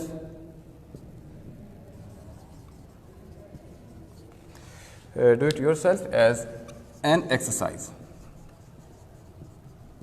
ठीक है, इसको आपने क्रॉस चेक करना है इस डिस्ट्रीब्यूशन इक्वेशन नंबर 2 वाली, ये नॉर्मलाइज्ड है कि ये वाकई नॉर्मलाइज्ड है या नहीं। इसको क्रॉस वेरीफाई आपने करना है, ये मैं खुद नहीं कर रहा। इसको सॉल्व करें, इसको 1 के बराबर लेके आए, अगर 1 के बराबर आता है तो वो नॉर्मलाइज्ड है। ओके, अच्छा, ये नॉर्मलाइजेशन के दौरान ना फिर आपको इंटीग्रल से वास्ता पढ़ना है एक से, वो मैं थोड़ा सा हिंट दे देता हूँ आपको कि जब ये नॉर्मलाइजेशन आपने चेक कर रहे हो ना, तो वहाँ पे ये इंटीग्रल अपीयर होगा 0 to infinity x raised to power 2 n e raised to power minus alpha x square dx। तो इसको हम जनरलाइज्ड है ये, इसका solution 1/2n into 2n minus 1 divided by 2n into pi over a raised to power 2n plus 1। ठीक है, तो ये इसका हिंट है। तो ये एक इंटीग्रल अपीयर होगा, उसको आप इसको इस्तेमाल करते हुए सॉल्व कर सकते हैं। तो आपने चेक करना कि नॉर्मलाइज है या नहीं है। मेरे पे ना रहिएगा, ओके, क्रॉस वेरीफाई करें इसे। कि ये नॉर्मलाइज है। ओके, ये वाली नॉर्मलाइजेशन है, ये 1D नॉर्मलाइजेशन है। अच्छा, अब हम ना एक केस करते हैं जिसमें 3D निकालते हैं इसे, उसका मैं थोड़ा सा आपको गाइड कर देता हूँ कि इसको 3D के लिए आपने कैसे सॉल्व करना है। अच्छा, अब मैं ना अगला जो काम है वो 3D Maxwell Boltzmann distribution velocity distribution function, इसको 3D में सॉल्व करने लगा। अभी हमने 1D केस किया इसका। अच्छा, इसमें फिर हम क्या होगा, f of v x v y v z equals to a into e raise to power minus m over 2 B T, और यहाँ वेलोसिटी स्क्वायर आना है, तो वेलोसिटी स्क्वायर को पार्ट्स में लिखते हैं, v x square plus v y square plus v z square. ठीक है, ये डिस्ट्रीब्यूशन फंक्शन है, और यहाँ पे ए जो है अभी हमने कैलकुलेट करना है, इसको नॉर्मलाइज करते हैं इसे। और फिर क्या डेफिनेशन इस्तेमाल करेंगे डेंसिटी की, डिस्ट्रीब्यूशन फंक्शन से डायरेक्ट डेंसिटी आप निकाल सकते हैं बाय यूजिंग दिस रिलेशन। तो वही हम यहाँ यूज़ करते हैं कि हम डेंसिटी को लिखते हैं minus infinity to plus infinity f of v x v y v z और डी वी क्यूब। ये वेलोसिटी स्पेस में हम कर रहे हैं सारा काम। वेलोसिटी डिस्ट्रीब्यूशन है तो फेज स्पेस के तनाजुर में समझ लें कि हम वेलोसिटी स्पेस में काम कर रहे हैं। तो ये हमें इंटीग्रल जो है यहाँ पे अपीयर होगा, इसको सॉल्व करते हैं। अब इसकी वैल्यू पुट करें यहाँ पे, ये वाला डिस्ट्रीब्यूशन फंक्शन यहाँ पुट करें और इसको नॉर्मलाइज करें। तो इसके 3 पार्ट्स में बना लेता हूँ ताकि अलग अलग इनको सॉल्व किया जा सके। E raise to power minus M we square X over 2 B T, और डी एक्स भी लिख दें, डी एक्स, ये एक 1D आ गया। अब इसी तरह minus infinity to plus infinity e raise to power minus M v y square over 2 B t into d y. ठीक है, into minus infinity to plus infinity e raise to power minus M v z square over 2 B t into d z. ठीक है, तो ये density, और ये 3D case, ये हमने जो किया ये 1D केस है, और यहाँ हमने डेंसिटी के लिए ये डेफिनेशन यूज की। कोई भी डिस्ट्रीब्यूशन फंक्शन है तो उसकी डायरेक्ट डेंसिटी हम इस रिलेशन से निकाल सकते हैं, और वही हम यहाँ भी यूज कर रहे हैं 3D की। तो ये हमने अभी सॉल्व किया है। क्या था ये इसका सोल्यूशन, ज़ाहिर इसका भी इसका सेम इंटीग्रल्स है। तो जो इसका है वो है a into 2 pi k B T divided by m, और इसका पावर 1/2, इसकी भी ऐसी 1/2 1/2, तो ये क्या हो गए 3/2। ठीक है, 3/2। तो ये हमारे पास आ गया n। तो अब नॉर्मलाइजेशन कांस्टेंट आ गया, a को इधर ले आए। ठीक है, तो n m over 2 pi k B t raise to power 3/2। So this is normalization constant for 3D Maxwell Boltzmann distribution function. अब इसको इसमें पुट करें, इसको मैं इक्वेशन नंबर 2 हो चुकी है, इसको मैं देता हूँ इक्वेशन नंबर 3। 3D वाली जो मैक्सवेल बोल्ट्जमैन डिस्ट्रीब्यूशन फंक्शन है इसको हम 3D इक्वेशन नंबर 3 कहते हैं। इस a को पुट करें 3 में, पुट इन 3। तो हमारे पास जो डिस्ट्रीब्यूशन फंक्शन है वो v of x v of y v of z equals to, एक ही जगह ये पुट करें n into m over 2 pi k B T 3/2। ये a आ गया। अब ये बाकी सारा ऐसे e raise to power minus m 2 के B t into v x square v y square v z square. ठीक है, ये है हमारे पास। अच्छा, अब इसको मैं इक्वेशन नंबर देता हूँ 4। This is equation number 4। तो इक्वेशन नंबर 4 में दिया गया distribution function Maxwell Boltzmann distribution function है जो 3D है और नॉर्मलाइज्ड है। लेकिन फिर वही बात, मेरे पे ना रहें कि ये नॉर्मलाइज्ड है, इसे क्रॉस वेरीफाई करें। और क्रॉस वेरीफाई करने का वही तरीका जो मैंने आपको अभी ये बताया, इस तरह इसको क्रॉस वेरीफाई करें कि वाकई ये नॉर्मलाइज्ड है। हाँ जी, नहीं फिर आगे चलते हैं। ठीक है जी।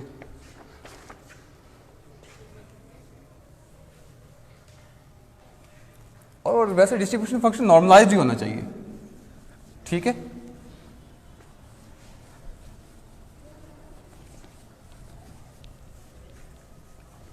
अच्छा, इसमें एक और पॉसिबल एरर मैं भी आपके साथ शेयर करता जाऊं। ये बात मैं स्टूडेंट्स के लिए तो वैसे कम है, रिसर्चर्स के लिए, टीचर्स के लिए ज़्यादा है। वो ये कि हम आम तौर पे ना डिस्ट्रीब्यूशन फंक्शंस का जो प्रॉब्लम सॉल्व कर रहे होते हैं वो फर्ज किया 3D कर रहे हैं, ठीक है, जबकि हम उसे सॉल्व जो 1D कर रहे होते हैं।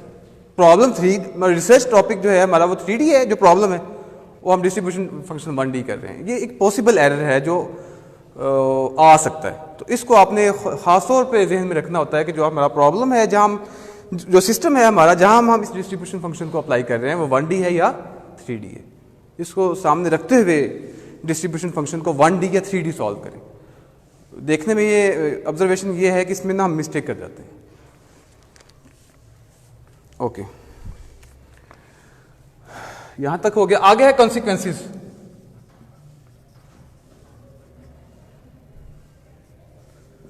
Consequences of Maxwell-Boltzmann velocity distribution। अच्छा, इसमें हमने क्या करना है, हमने ना इसमें 3 वेलोसिटीज निकालनी। इसका ग्राफ किस तरह का बनता है? और वैसे मैं ग्राफ नहीं बनाया, वैसे इसको ड्रॉ करना चाहिए, अभी तक क्यों नहीं किया वैसे मैंने। इसका ग्राफ बनना चाहिए, ठीक है। इसका ग्राफ बेल शेप बनता है, बेल शेप नीचे को, ठीक है। और उसमें 3 तरह की वेलोसिटीज हम कैलकुलेट करेंगे, अभी उसका मैथमेटिक्स भी करते हैं। 3 तरह की। उसकी एवरेज वेलोसिटी क्या है पार्टिकल्स की, जो इस वक्त पार्टिकल्स इधर रूम में मूव कर रहे हैं, वो Maxwell Boltzmann distribution velocity distribution को फॉलो करते हैं। उनकी मीन वेलोसिटी क्या है, यानी एवरेज वेलोसिटी क्या है, नंबर 1। और नंबर 2 उनकी फिर मोस्ट प्रोबेबल वेलोसिटी क्या है, नंबर 2। फिर उनकी आरएमएस वेलोसिटी क्या है। ये 3 चीज़ें हम, ये हमारे बीएस फिजिक्स के सिलेबस का हिस्सा है। तो ये 3 चीज़ें कैलकुलेट करते हैं और उसको मैं फिर यहाँ भी रिप्रेजेंट करूँगा ग्राफ में भी, कि इसको वो कौन सी वेलोसिटी किस रेंज में आ रही है ग्राफ के पॉइंट ऑफ व्यू से। जी, इसमें है सबसे पहले एवरेज, या इसको कहते हैं मीन वेलोसिटी। चलिए इसको ए कह देता हूँ मैं। अभी तक हमने पीछे कितनी क्वेश्चंस यूज़ किए हैं पिछली स्लाइड में? 4 किए ना, हाँ ठीक है। इससे फिर आगे इनको नंबरिंग करनी। हाँ जी बच्चों, इसका मैंने कल भी आपको बताया था कि एवरेज वेलोसिटी, कल हमने वैसे एवरेज एनर्जी की हमने एक टर्म लिखी थी। वो कैसे लिखी थी? 1/n 0 to infinity f of v f of v dv, ठीक। ये एवरेज लिखी है मैंने। क्या लिखा है? ये एवरेज लिखी है मैंने। और एवरेज कैसे लिखते हैं? सम डिवाइडेड बाय टोटल, ठीक है। तो यहां इंटीग्रल उस सम को जाहिर कर रहा है और टोटल यहां पे n पार्टिकल्स टोटल, और तमाम पार्टिकल्स की वेलोसिटीज का सम और इस डिस्ट्रीब्यूशन के साथ प्रोडक्ट। जैसे कल हमने एवरेज एनर्जी निकाली थी, ये वही है। वो कल हमने डिस्क्रीट लिखा था, उसको समेशन की फॉर्म में लिखा था। तो आज ये इंटीग्रल की फॉर्म, कंटिन्यूस फॉर्म में, क्लासिकल के तनाजुर में। अच्छा, अब यहाँ पे पुट करें 1/n 0 to infinity, वो इक्वेशन जो है जो हमने वहाँ पे लिखी थी। अच्छा, एक ना स्टेप में फिर गलती होगी, ये कि हमने ना इसको फेस स्पेस में, वेलोसिटी स्पेस में निकालना था। जो हमने इक्वेशन नंबर 4 निकाली थी वो कौन सी थी? नॉर्मलाइज्ड वाली। उसको ना एक स्टेप और है, मैं वो पहले करके फिर इस पे आता हूँ, ठीक है। वो मैंने यहाँ अब सारी वैसे तरतीब ख़राब हो जानी है, मैं थोड़ा सा यहाँ हिंट दे देता हूँ उसको। वेलोसिटी स्पेस में उसको हम, अगर कैमरा आ रहा है यहाँ पे, वेलोसिटी स्पेस में अगर हम हल करें और इसका एक स्फेरिकल शेल लें, तो उसके पास जो हमारा वॉल्यूम बनता है वो हमें पता है कि 4/3 पाई r³ होता है। तो वेलोसिटी स्पेस में क्या बनेगा? v³, ठीक है। तो इसका डिफरेंशियल लें, तो डिफरेंशियल इसका क्या बन जाएगा? यानी 3 कैंसिल हो जाएगा, 4 पाई v², ठीक है। और dv, ठीक है, ये मैं कहां काम कर रहा हूं, कौन सी स्पेस है, वेलोसिटी स्पेस। फेज स्पेस को जहन में रखें और फेज स्पेस में जाके वेलोसिटी स्पेस में हम ये सारा हल कर रहे हैं प्रॉब्लम। तो यहां से हम f of v d v equals to 4 pi v square f of v d v, इसको सॉल्व करें, इसको सॉल्व करें। यहां पे ये वाला 4 पाई वी स्क्वायर तो ये वही है, और एफ ऑफ वी जो हमने निकाला इक्वेशन नंबर 4 से, इक्वेशन नंबर 4 वाला जो एफ ऑफ वी है उसको यहां पुट करें, और पुट करने के बाद जो हमारे पास डिस्ट्रीब्यूशन फंक्शन आ जाएगा f of v equal to 4 pi n into m over 2 pi k B t raise to the power 3/2, और ये वी स्क्वायर, ठीक है, वी स्क्वायर और exponent of minus M we square over 2 के B T, ठीक है, ये exponent में, इसको इक्वेशन नंबर 5 की। जो इक्वेशन नंबर 4 है वो भी नॉर्मलाइज है और 3D है, ये भी नॉर्मलाइज और 3D है, और फेज स्पेस में सिमेट्रिक और आइसोट्रोपिक। इसके लिए मैं आइसोट्रोपिक की टर्म अब इस्तेमाल कर रहा हूं। आइसोट्रोपिक लिया हुआ है हमने केस, तो इसलिए वो स्फीयर बना, इसलिए हमने उसका वॉल्यूम लिया है फेस वेलोसिटी स्पेस में उसका, क्योंकि जो हम डिस्ट्रीब्यूशन फंक्शन ले रहे हैं हम अज्यूम कर रहे हैं कि वो आइसोट्रोपिक है। आइसोट्रोपिक मीन्स तमाम डायरेक्शंस में वो सेम है, उसमें किसी किस्म की वो नहीं आ रही, आइन आइसोट्रोपी नहीं आ रही सिस्टम में, the system is isotropic. Okay, अब यहां पे इसको ये वाला डिस्ट्रीब्यूशन फंक्शन यहां रखें, ठीक है,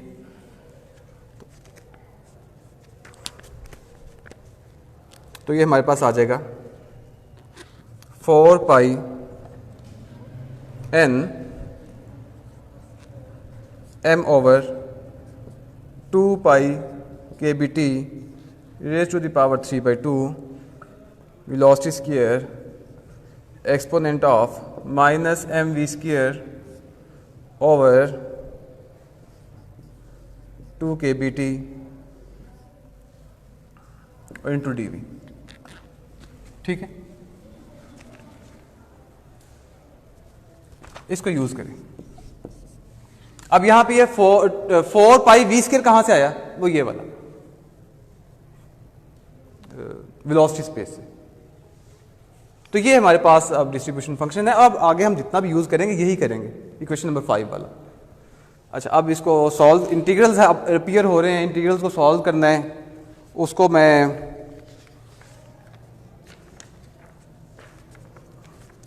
आपको सिर्फ बता देता हूं कि कौन सा एक्सपेक्टेड है या जो इसमें इस्तेमाल हो सकता है। जी, अब मुझे ये बताएं कि v की वैसे कितनी पावर आ रही है इसमें, ये स्क्वायर आ रहा है, ठीक है, इक्वेशन नंबर 4 में v बाहर नहीं था, अच्छा v स्क्वायर में आ रहा है, ठीक है।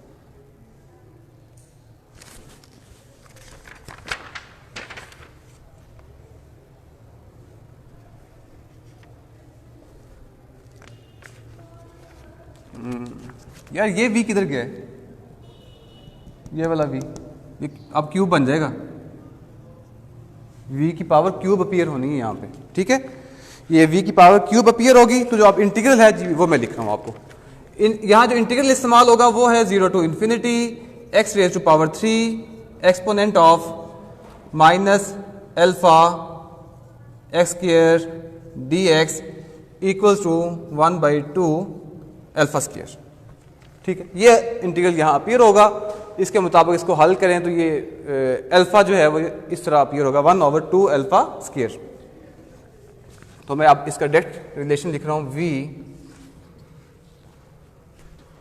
ये जो पार्ट है ये वाला, अब ये देखिए ये वाला पार्ट वैसे कांस्टेंट नहीं है सारा, ठीक है, ये तो ऐसे ही बाहर आ जाएगा ना, असल तो वेलोसिटी में हम इंटीग्रेट कर रहे हैं, तो वेलोसिटी ये पड़ी हुई है और ये वेलोसिटी ये पड़ी हुई है, तो ये वाला सॉल्व होना है पार्ट, तो ये वाला पार्ट वैसे ही आ जाएगा 4 pi m over 2 pi kBt whole raise to the power 3/2 और ये 1/2 इंटू 2 kBt ओवर m। ये हमने ये जो पार्ट है, इतना पार्ट, ये हमने इसका सोल्यूशन लिखा 1/2 अल्फा स्क्वायर, 1/2 अल्फा स्क्वायर। अब इसे आपस में क्रॉस होते हैं, क्रॉस करें, सिंप्लीफाई करें, उसके बाद जो हमारे पास इसकी फाइनल एक्सप्रेशन बनती है वो है 8 ओवर पाई स्क्वायर रूट और kBt over m। So this is the relation for mean velocity of the particles which are following the Maxwell-Boltzmann distribution, which are obeying the Maxwell-Boltzmann distribution function। उसकी ये mean velocity निकल आई। हाँ जी, इसको equation number कौन सी बनती? 6। आगे है जी root mean square velocity. हमारे पास टाइम कितना है? बस, ओहो अच्छा जी, ये हमारे पास आ गया बी। ठीक है, रूट मीन स्क्वायर वेलोसिटी। चले मैं इसको फिर हिंट देता हूँ आपको। VRMS equals to v square और इसका स्क्वायर रूट, यानी जो आपने एवरेज निकाली हुई ना उसका स्क्वायर और उसका स्क्वायर रूट। ठीक है, इसको आप सॉल्व करें और इसको मैंने, यानी ये आएगा 1/n 0 to infinity f of v square dv। ठीक है, हम 10 मिनट ऊपर ले लेते हैं लेकिन इसको पूरा कर लेते हैं। तो dv, तो ये रूट मीन स्क्वायर वेलोसिटी, यहाँ पे f ऑफ v पुट करें। f of v equation number 5 वाला, उसको यहाँ पुट करें। इक्वेशन ऑफ 5 में कितने v की क्या पावर है? 2, और v स्क्वायर यहाँ ऑलरेडी अपीयर हो रहा है, तो v जो है की पावर 4 आ जाएगी। अब v की पावर 4 वाला आपने इंटीग्रल सॉल्व करना है। ठीक है, अब मैं फिर उसका डायरेक्ट रिजल्ट लिख रहा हूँ आपको, और जो इंटीग्रल है वो 0 to infinity x raise to power 4 exponent of minus alpha x square dx। ये देखें x की पावर 4 वाला इंटीग्रल अपीयर होगा, वो आएगा 3/8 pi under root alpha raise to power minus 5/2। तो इसको अप्लाई करें इस इंटीग्रल को। आप तस्वीर ले लें, फिर आगे करता हूँ इसको। इस इंटीग्रल को आप सॉल्व करें, इस इंटीग्रल को यूज करें और इसको रूट मीन स्क्वायर वेलोसिटी को आगे कैलकुलेट करें।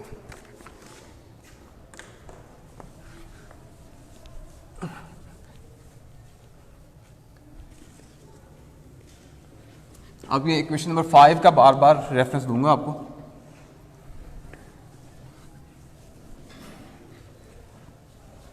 ये रूट मीन स्क्वायर वेलोसिटी हम कैलकुलेट कर रहे हैं, तो वो इंटीग्रल को आप अप्लाई करें। अप्लाई करने के बाद हमारे पास जो फाइनल रिजल्ट आता है वो है 3 kBt ओवर m इसका स्क्वायर रूट। इक्वेशन कितनी है ये स्टूडेंट्स? इक्वेशन कितनी है ये? 7 है मेरा ख्याल है। तो ये question number root mean square velocity आ गई। पीछे हमने क्या निकाली थी? मीन वेलोसिटी, एवरेज वेलोसिटी निकाली थी, और ये आ गई हमारे पास रूट मीन स्क्वायर। अब कौन सी रह गई? Most probable velocity. ठीक है, तो C मोस्ट प्रोबेबल वेलोसिटी,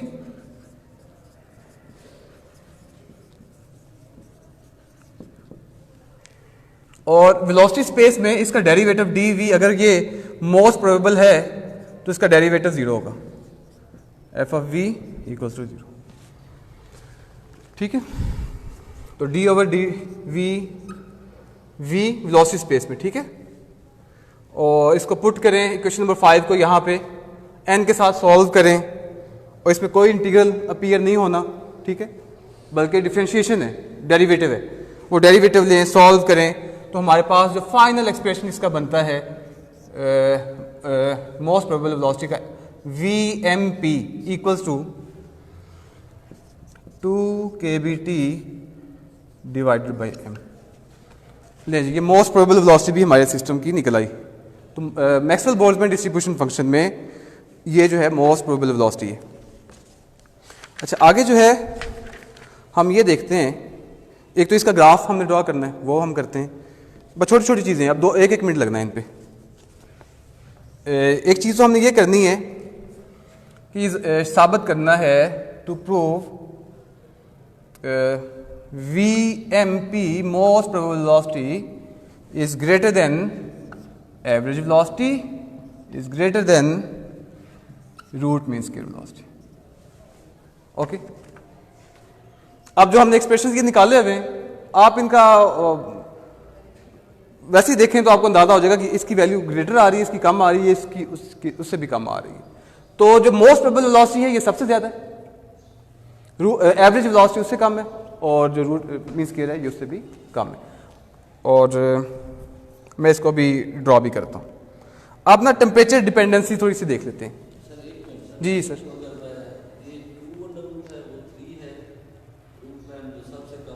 मैं तीनों को लिख दूं पहले यहाँ पे, अगर अपना कंपैरिजन करना चाह रहे हैं। अगर आप तीनों का कंपैरिजन चाह रहे हैं तो फिर तीनों का ना जो हमने अभी वेलोसिटीज निकाली हैं उनको मैं लिख देता हूँ।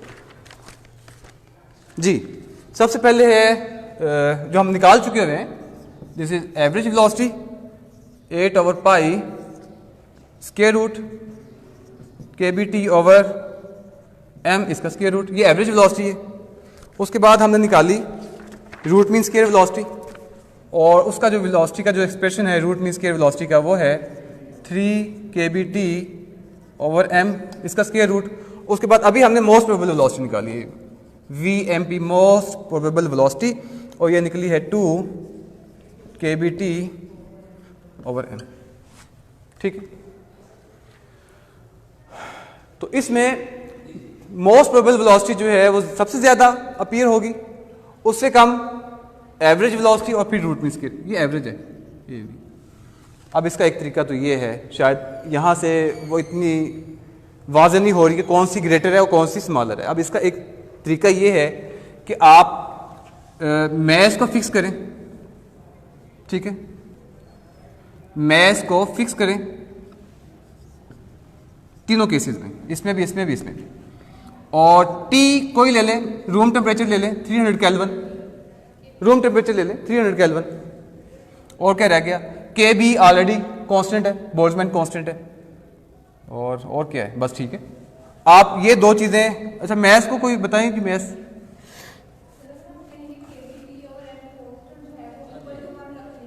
हाँ ये भी जबरदस्त, ये भी अच्छे, हाँ जबरदस्त, हाँ KBT जो है ये ऑलरेडी कांस्टेंट है, और 2 और m की फॉर्म में ये अपीयर हो सकते हैं।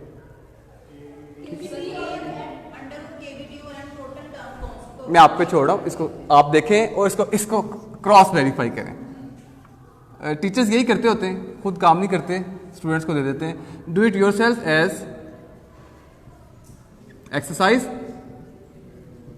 और इसको वेरीफाई करें कि ये वाकई ठीक है, कि इसकी मोस्ट वेलोसिटी वाकई ज्यादा आ रही है एवरेज वेलोसिटी से और रूट मीन स्क्वायर वेलोसिटी से। इसके लिए आपकी मैथ की स्किल्स छोटी सी इस्तेमाल होनी है, वो कर लें। उसका एक तरीका मैंने बताया, कोई मैथ ले लें, कोई फिक्स मैथ ले लें तीनों के लिए, और कोई फिक्स टेम्परेचर ले लें तीनों के लिए, उसमें डालें, सॉल्व करें तो आपको अंदाजा हो जाएगा, ठीक है। और ये होना चाहिए। जी सर,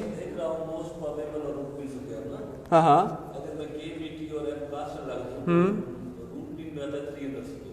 हाँ सर, ऐसा m भी आ रहा है ना, m भी हमें फिर फिक्स करना पड़ेगा, या तो फिर ये कि KBT ओवर m को फिक्स करें, ठीक है, KBT ओवर आप फिक्स करें KBT ओवर m, इसको फिक्स करें, यानी कांस्टेंट ले लें, चलें जिसको 1 ले लें जी, चलें ठीक है, और बाकी जो है आप सॉल्व करें तो आपको अंदाजा हो जाएगा।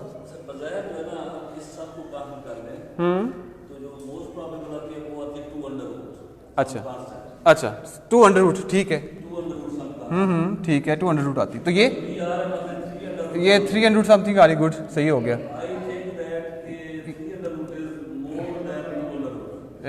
8 ओवर पाई अंडर रूट ये आएगी, ठीक है, और ये इसके मुताबिक ये सबसे ज्यादा होनी चाहिए, और फिर ये कम होनी चाहिए, फिर सबसे कम ये होनी चाहिए, ठीक है।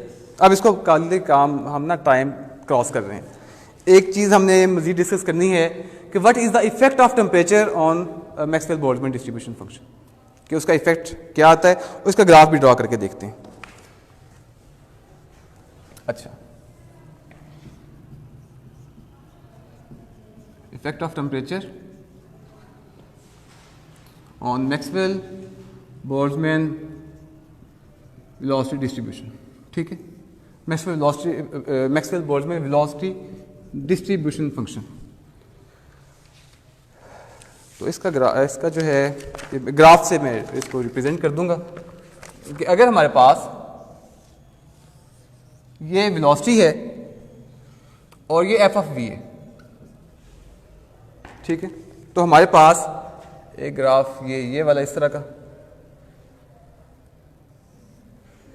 और दूसरा है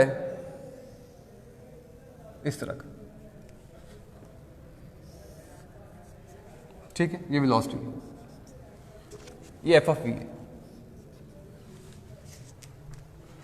और इसका अगर ये T1 है और ये T2 है तो T1 is greater than T2।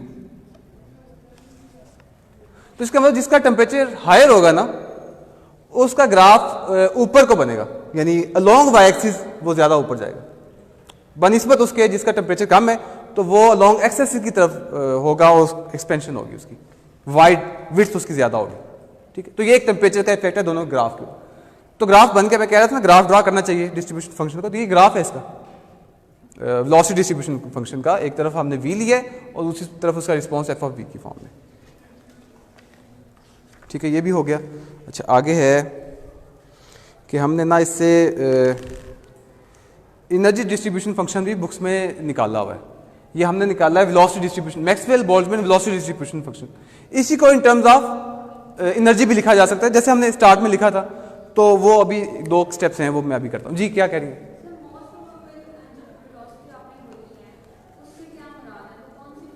बिल्कुल दरमियान में। अच्छा, जबरदस्त।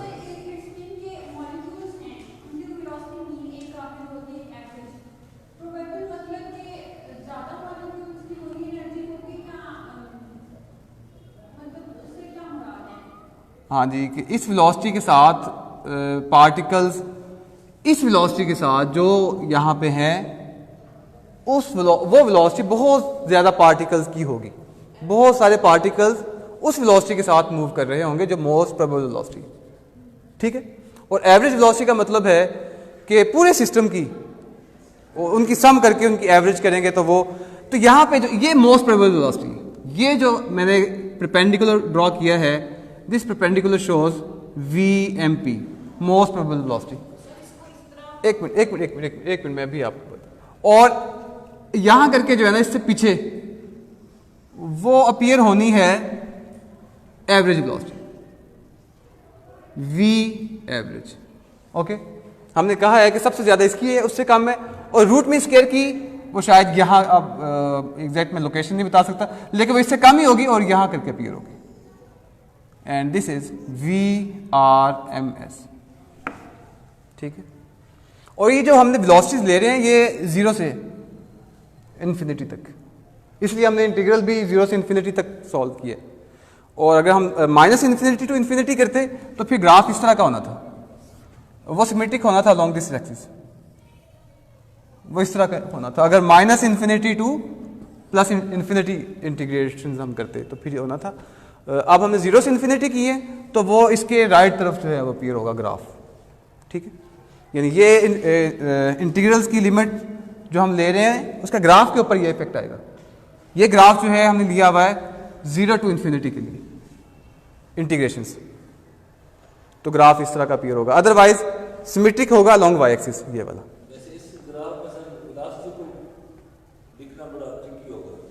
इस ग्राफ में है हाँ हाँ, सही कह रहे हैं आप। तो ये शायद ट्रू रिप्रेजेंटेशन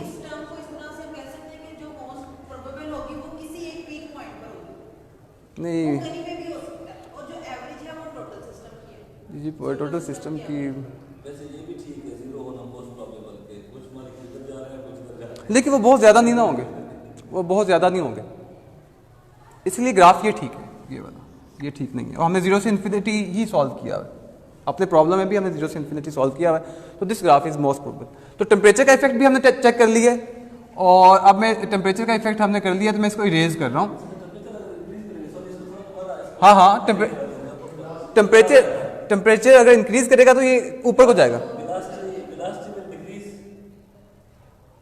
हाँ हाँ हाँ, मतलब अगर मैं यहाँ से ला के यहाँ पे छोड़ता हूँ ना, तो जो वेलोसिटी यहाँ पे थी ना, वो रिड्यूस होके वो यहाँ तक आ जाएगी पीछे। यहाँ वेलोसिटी देखें सर, इधर थोड़ा सा, यहाँ वेलोसिटी कम है, उससे ज्यादा, उससे ज्यादा, उससे ज्यादा, उससे ज्यादा, उससे ज्यादा, उससे ज्यादा, ठीक है। अलॉन्ग एक्स एक्सिस हमने वेलोसिटी ली हुई है। तो हमने जो अभी सिस्टम लिया था, जिसका टेम्परेचर हमने हायर लिया था, वो इस तरह ग्राफ था, रिड्यूस हो जाएगी पार्टिकल्स। हाँ जी, तो वो एफ ऑफ वी की तरफ, या एफ ऑफ वी ऊपर को ग्राफ जाता है। भाई आप देखें, हम एक वेलोसिटी नहीं कर रहे, 3 वेलोसिटी डिस्कस कर रहे हैं। पहले तो ये फर्क करें ना। जी जी जी, अंडर द कर्व जो है हमने वो देखना है, अंडर द कर्व, ठीक है। और दूसरा तरीका ये इसका कि आप जिस वेलोसिटी की रेंज ले रहे हैं ना, उसका परपेंडिकुलर ड्रॉ करें। मसलन अगर हम यहां से यहां तक देखना, यहां ड्रॉ करें परपेंडिकुलर, और दूसरा यहां ड्रॉ करें, तो आप इनके दरमियान जो वेलोसिटी पाई जानी है उसकी प्रोबेबिलिटी आपको यहां से निकलेगी। इस वेलोसिटी, इस रेंज में आप, और इसका अंडर द कर्व आप लेंगे। ओके, चलें जी आगे चलते हैं। आगे मैं, हाँ अगला बात मैं ये कह रहा था, हाँ जी इसको इरेज करें, ले लें, फिर मैं इसको इरेज कर रहा हूँ। सर अगला हमारे पास 10 मिनट ऊपर हो चुके हुए हैं। अगला सर कोई टॉपिक नहीं, इसी की कंटिन्यूटी है, इसी की कंटिन्यूटी है, नया टॉपिक नहीं है। और वो ये है कि इसी जो वेलोसिटी डिस्ट्रीब्यूशन फंक्शन है, इसको ना एनर्जी डिस्ट्रीब्यूशन फंक्शन में भी लिखा जाता है, उसे भी सॉल्व किया जाता है। और ये हमारे बीएस के बीएस का जो सिलेबस है उसमें भी है, उसको जो हमारी बीएस की लिखी हुई है बुक्स वगैरह, उसमें भी मैंने देखा है। तो इसलिए क्योंकि हमारा टारगेट ही इस वर्कशॉप का बीएस स्टूडेंट्स हैं, और वो टीचर्स जो बीएस को पढ़ा रहे हैं उनकी एक वर्कशॉप है, तो इसलिए उसको करना ज़रूरी है कि हम, अभी तक हमने मैक्सवेल बोल्ट्जमैन डिस्ट्रीब्यूशन फंक्शन को वेलोसिटी की टर्म में यूज़ किया है, तो अब इसको हम करते हैं एनर्जी में। तो अब मैं ये वेलोसिटी की टर्म यहाँ इरेज कर रहा हूँ। तो अब ये है Maxwell Boltzmann energy distribution function, ठीक है।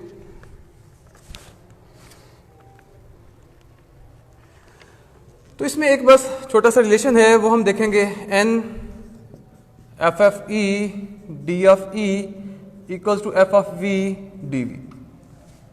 ये रिलेशन हम वेलोसिटी डिस्ट्रीब्यूशन फंक्शन तो ऑलरेडी निकाल चुके हुए हैं, तो हम इसी को यूज करेंगे और ये डेफिनेशन यूज करेंगे। तो यहां से हम f of e equals to 1 by n f of v d v over d ई,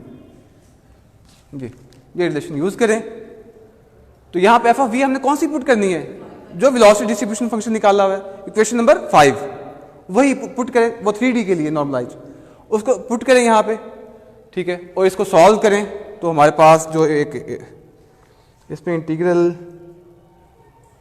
सच नहीं है, क्योंकि हम इंटीग्रल एफ ऑफ वी में ऑलरेडी सॉल्व कर चुके हुए हैं, इसमें अलग से कोई इंटीग्रल अपीयर नहीं हो रहा, ठीक है। अच्छा, इसमें जो हम करने वाला काम है वो ये वाला है कि पहले इसकी एनर्जी निकालें। तो एनर्जी को लेते हैं जी हाफ एम वी स्क्वायर, और यहां से हम लें डी ई ओवर डी वी, तो ये क्या आ जाएगा, it becomes 2 m e square root, ठीक है। ये कैलकुलेट होगी, ये आइए डी ई ओवर डी वी। हमें क्या चाहिए, इसका उल्ट चाहिए, तो इसको 1 बाई रेसिप्रोकल ले लेंगे तो वो आ जाए। तो लिहाजा इस इक्वेशन को मैं यहाँ एफ ऑफ ई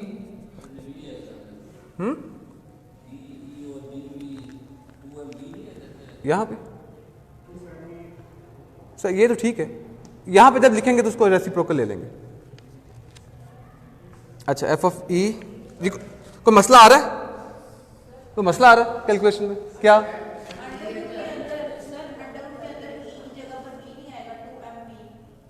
नहीं, यहाँ पे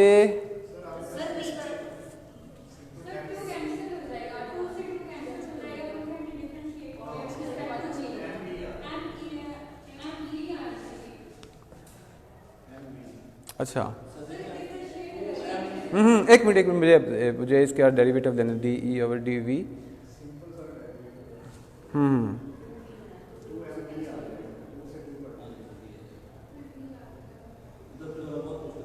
अच्छा ठीक है, मैं अब समझ गया हूँ, उसने रीसब्स्टिट्यूशन किया हुआ है, अभी मसला हल हो गया मसला हल जो आप क्वेश्चन रेज कर रहे हैं ना, वो हो गया हल। मैं अभी उसकी एक्सप्लेनेशन दे देता हूँ। वो ये कि डी ओवर डी ई जो है वो अपीयर होगा m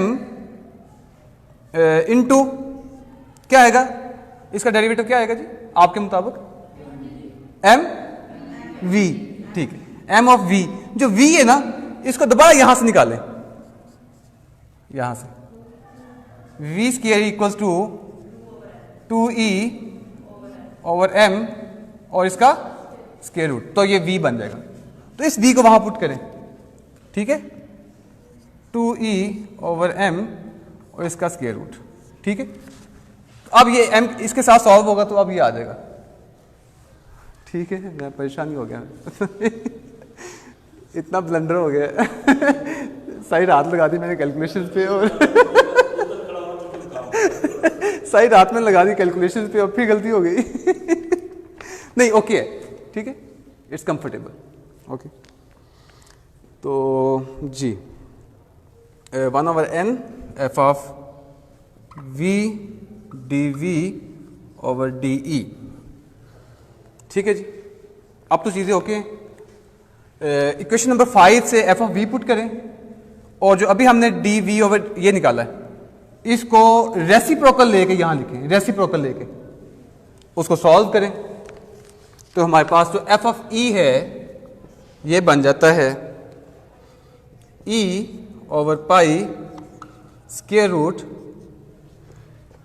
2 ओवर के बी टी होल की पावर 3/2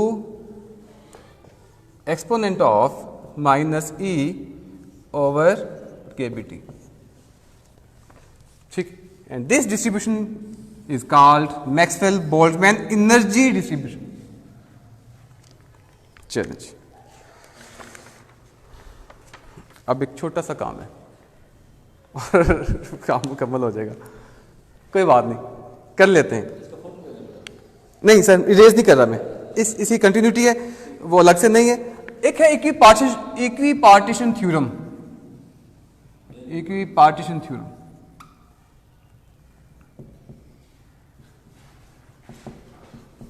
और ये बहुत अहम भी है और आपने कई दफ़ा सुना भी होगा, और इसको हम वैसे किसी और अप्रोच से पहले हल करते हैं, लेकिन मैं जो अभी आपको सॉल्व कराने जा रहा हूं वो यूजिंग यही मैक्सवेल बोल्ट्जमैन डिस्ट्रीब्यूशन फंक्शन, ठीक है। इसको और तरीके से भी वैसे सॉल्व किया जा सकता है, क्योंकि अब हम मैक्सवेल बोल्ट्जमैन डिस्ट्रीब्यूशन फंक्शन तकरीबन हल कर ही चुके हुए हैं, तो क्यों ना एक स्टेप और आगे जाएं और इस थ्योरम को भी हम इसी तरह हल कर लें।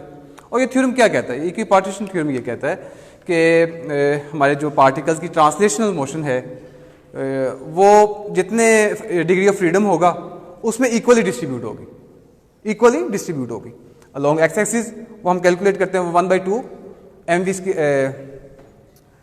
kbt 1/2 kbt में आती है, यानी अगर हम उसकी एनर्जी का एक्स पार्ट निकालें तो वो इक्वली डिस्ट्रीब्यूट होगी y में भी और z में भी। ये तीनों 1/2 kbt आएगा, 1/2 kbt 1/2 kbt, और अगर तीनों को हम जमा कर लेंगे तो 3/2 kbt। ये हम रिलेशन कई दफ़ा पहले भी पढ़ चुके हुए हैं।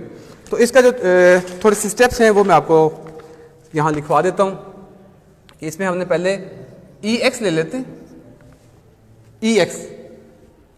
अब मैं 1D ले रहा हूँ, डिग्री ऑफ फ्रीडम में से एक एक्सिस मैंने एक डिग्री ऑफ फ्रीडम उसका सिलेक्ट कर लिया है, वो x, और इसका 0 से infinity e of x f of v of x divided by 0 to infinity f of v of x। जी जहां जहां v आ रहा है उसको vx कर दें, ठीक है, और ये डेफिनेशन इस्तेमाल करें और इसको e को पुट कर दें, यहां पे e आ रहा है ना, इसको क्या पुट करेंगे, half m vx square, vx उसका एक एक्सिस 1D, उसको पुट करें, और f ऑफ v जो है इक्वेशन नंबर 5, वहां जहां जहां भी v आ रहा है उसको vx पुट करें, और इसको इंटीग्रल को यहाँ रखें, इसको सॉल्व करें तो ये कुछ बनता है। सिंप्लीफाई करने के बाद v e of x equals to 1/2 m 0 to infinity v of x square exponent of minus m v of x square over 2 k bt, और ये इंटीग्रल बन और बाहर d v of x divided by, जब divided by इसको मैं यहाँ लिख रहा हूँ एवरेज उसकी एनर्जी है लॉन्ग एक्स एक्सिस, ये आ गया divided by f of x, equation number 5 वाला, वो 0 to infinity exponent of minus M v x square over 2 के बी टी, ठीक है, और डी वी ऑफ एक्स। ऊपर इंटीग्रल अलग से अपीयर हो रहा है, डिनोमिनेटर में इंटीग्रल अलग से अपीयर हो रहा है। इन दोनों इंटीग्रल्स को हमने सॉल्व करना है, और कुछ इंटीग्रल्स मैंने आज की प्रेजेंटेशन में, आज के लेक्चर के स्टार्ट में आपको करवाया था, एक बहुत जनरलाइज, वो भी हो सकता है यहाँ पे इस्तेमाल, या जो अलग से हो रहा है वो लिख देता हूँ। यहाँ एक्स स्क्वायर अपीयर हो रहा है, चले ये इंटीग्रल इस्तेमाल करें इसमें, 0 to infinity x square exponent of minus alpha x square d x equals to, इसको सॉल्व करें, ये करने के बाद ये आता है जी 1/2 पाई स्क्वायर रूट और अल्फा की पावर माइनस 1/2, ये इंटीग्रल इसमें यूज़ करें और इसको सॉल्व करें तो हमारे पास जो इक्वेशन बनती है, सारी सिंप्लीफिकेशन के बाद वो मैं डायरेक्ट लिख रहा हूँ, e of x equals to 1/2 k B T, ठीक है। अब आपकी असाइनमेंट ये है, आपकी एक्सरसाइज के लिए ये है कि सेम पैटर्न, सेम स्टेप्स को यूज करें for e of y, same pattern को यूज करें फॉर ई ऑफ जेड, तीनों एक्सिस के लिए, तीनों डिग्री, 3 डिग्री ऑफ फ्रीडम के लिए, ठीक है। तीनों डिग्रीज, तीनों एनर्जीज आ जाएगी, ई ऑफ एक्स भी, ई ऑफ वाई भी और ई ऑफ जेड भी। तो अब टोटल एनर्जी क्या हो जाएगी?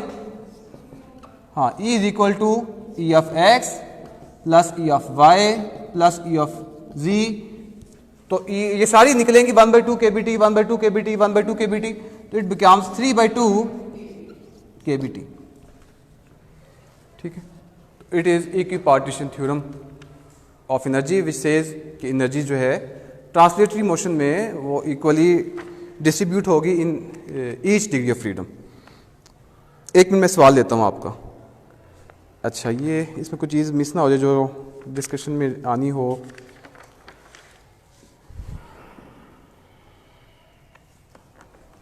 एक और छोटी सी बात, इसको इरेज करें, ले ली तस्वीर आपने जी, जल्दी कर लें आप, अगले लेक्चर में 10 मिनट रह गए जी।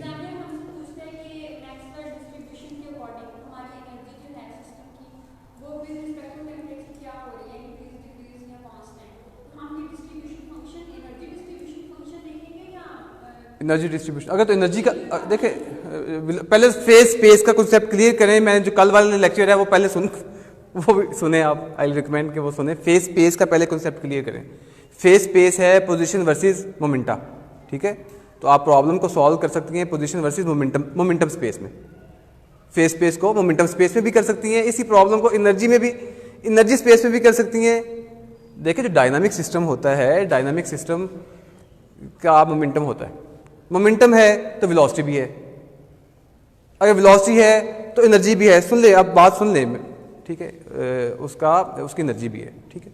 तो इसका मतलब है कि the same problem can be solved in momentum space, same problem can be solved in velocity space, same problem can be solved in energy space. और एनर्जी स्पेस का मैंने अभी तो निकलवाया है आपका, अभी निकलवाया नहीं मैंने।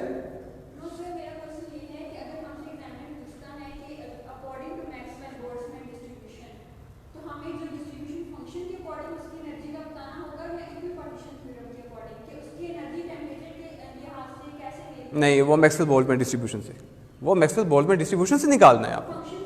हाँ जी, मैक्सवेल बोल्ट्जमैन डिस्ट्रीब्यूशन फंक्शन, वो भी आपने देखना है कि वो 1D सॉल्व करना है या 2D सॉल्व करना है, ठीक है। अगर 1D करना है तो उसे भी नॉर्मलाइज करें, 3D करना है तो पहले उसे भी नॉर्मलाइज करें, ठीक है।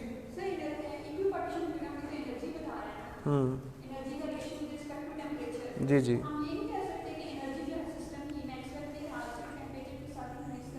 जी वो है तो 3/2 kBT। तो आपको ये भी फर्दर वो जो एग्जाम में पूछ रहा है वो आपको स्पेसिफाई कर सकता है कि आप डायरेक्ट इक्विपार्टीशन थ्योरम से इसका आंसर करें या using Maxwell Boltzmann velocity distribution से करें। वो डिपेंड करता है क्वेश्चन एग्जामिनर आप क्या सवाल करता है। लेकिन जहाँ तक मैक्सवेल बोल्ट्जमैन डिस्ट्रीब्यूशन फंक्शन को हल करने का है, वो एनर्जी स्पेस में भी हो सकती है, सोल्यूशन उसका हल हो सकता है, वो वेलोसिटी स्पेस में भी हो सकता है और मोमेंटम स्पेस में भी हो सकता है। और दो तो आज हमने हल किए हैं। वेलोसिटी स्पेस में सबसे ज़्यादा सारा सोल्यूशन हमने वेलोसिटी स्पेस में किया, उसको फिर हमने एनर्जी स्पेस के साथ कनेक्ट कर दिया। ठीक है, जो अब मेरी बात थी वो सारी रह जानी अगली, वो है 1 मिनट, बस 2 मिनट मुझे दे दें और अगली बात में मुकम्मल हो जाएगी। कल से हमने क्वांटम करनी है, आज हमारा क्लासिकल पार्ट सारा मुकम्मल हो गया।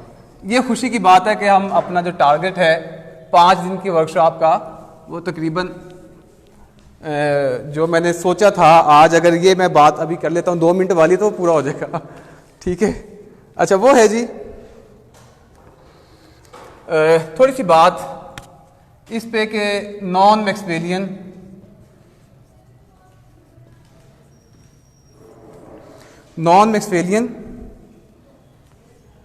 डिस्ट्रीब्यूशन फंक्शन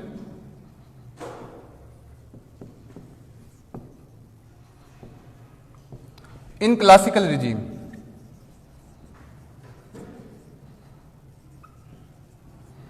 तो Maxwell Boltzmann distribution function classical regime को ही फॉलो करता है, या Maxwell Boltzmann distribution function classical regime के तमाम सिस्टम्स को, उनकी एनर्जी डिस्ट्रीब्यूशन को, उनके मोमेंटम डिस्ट्रीब्यूशन को, उनको वेलोसिटी डिस्ट्रीब्यूशन को एक्सप्लेन करने में सबसे सक्सेसफुल रहा है। अच्छा, अब है नॉन मैक्सवेलियन। वो है नॉन मैक्सवेलियन डिस्ट्रीब्यूशन फंक्शन से मुराद हैं कि ये ऐसे हैं जो अब क्लासिकल रिजीम को ही एक्सप्लेन करते हैं। जो मैंने अभी ग्राफ बनाया था, इनमें से कुछ ऐसे हैं कि कुछ राइट टेल को एक्सप्लेन करेंगे, कुछ लेफ्ट टेल को करेंगे।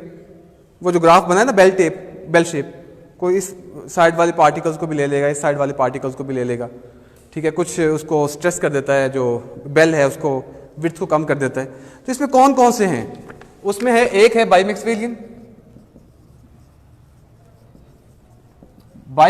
Distribution function. Bi Maxwellian distribution function ये एन आइसोटोपी है। ठीक है, एन आइसोटोपी अपीयर होगी। अगर मोमेंटम में अपीयर हो रही है तो मोमेंटम राइट और लेफ्ट पे, उसका मतलब एक एक्सिस पे और दूसरे एक्सिस में मोमेंटा सेम नहीं है। अगर एनर्जी है तो एक एक्सिस पे और दूसरे एक्सिस पे एनर्जी सेम नहीं है। अगर टेम्परेचर है तो दोनों एक एक्सिस और दूसरे एक्सिस पे टेम्परेचर सेम नहीं है। इसलिए हम कहते हैं एन आइसोट्रोपी। ठीक है, और बाई मैक्सवेलियन से मतलब ही दो है कि हम दो साइड्स ले रहे हैं उसकी, और दोनों में उनकी डिस्ट्रीब्यूशन अलग अलग है। एक ये है,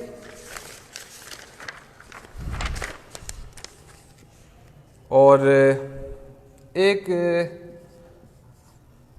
Keynes CAIRNS Cairns distribution function है। तीसरा kappa KAPPA kappa distribution function है। 4 है RQ डिस्ट्रीब्यूशन फंक्शन।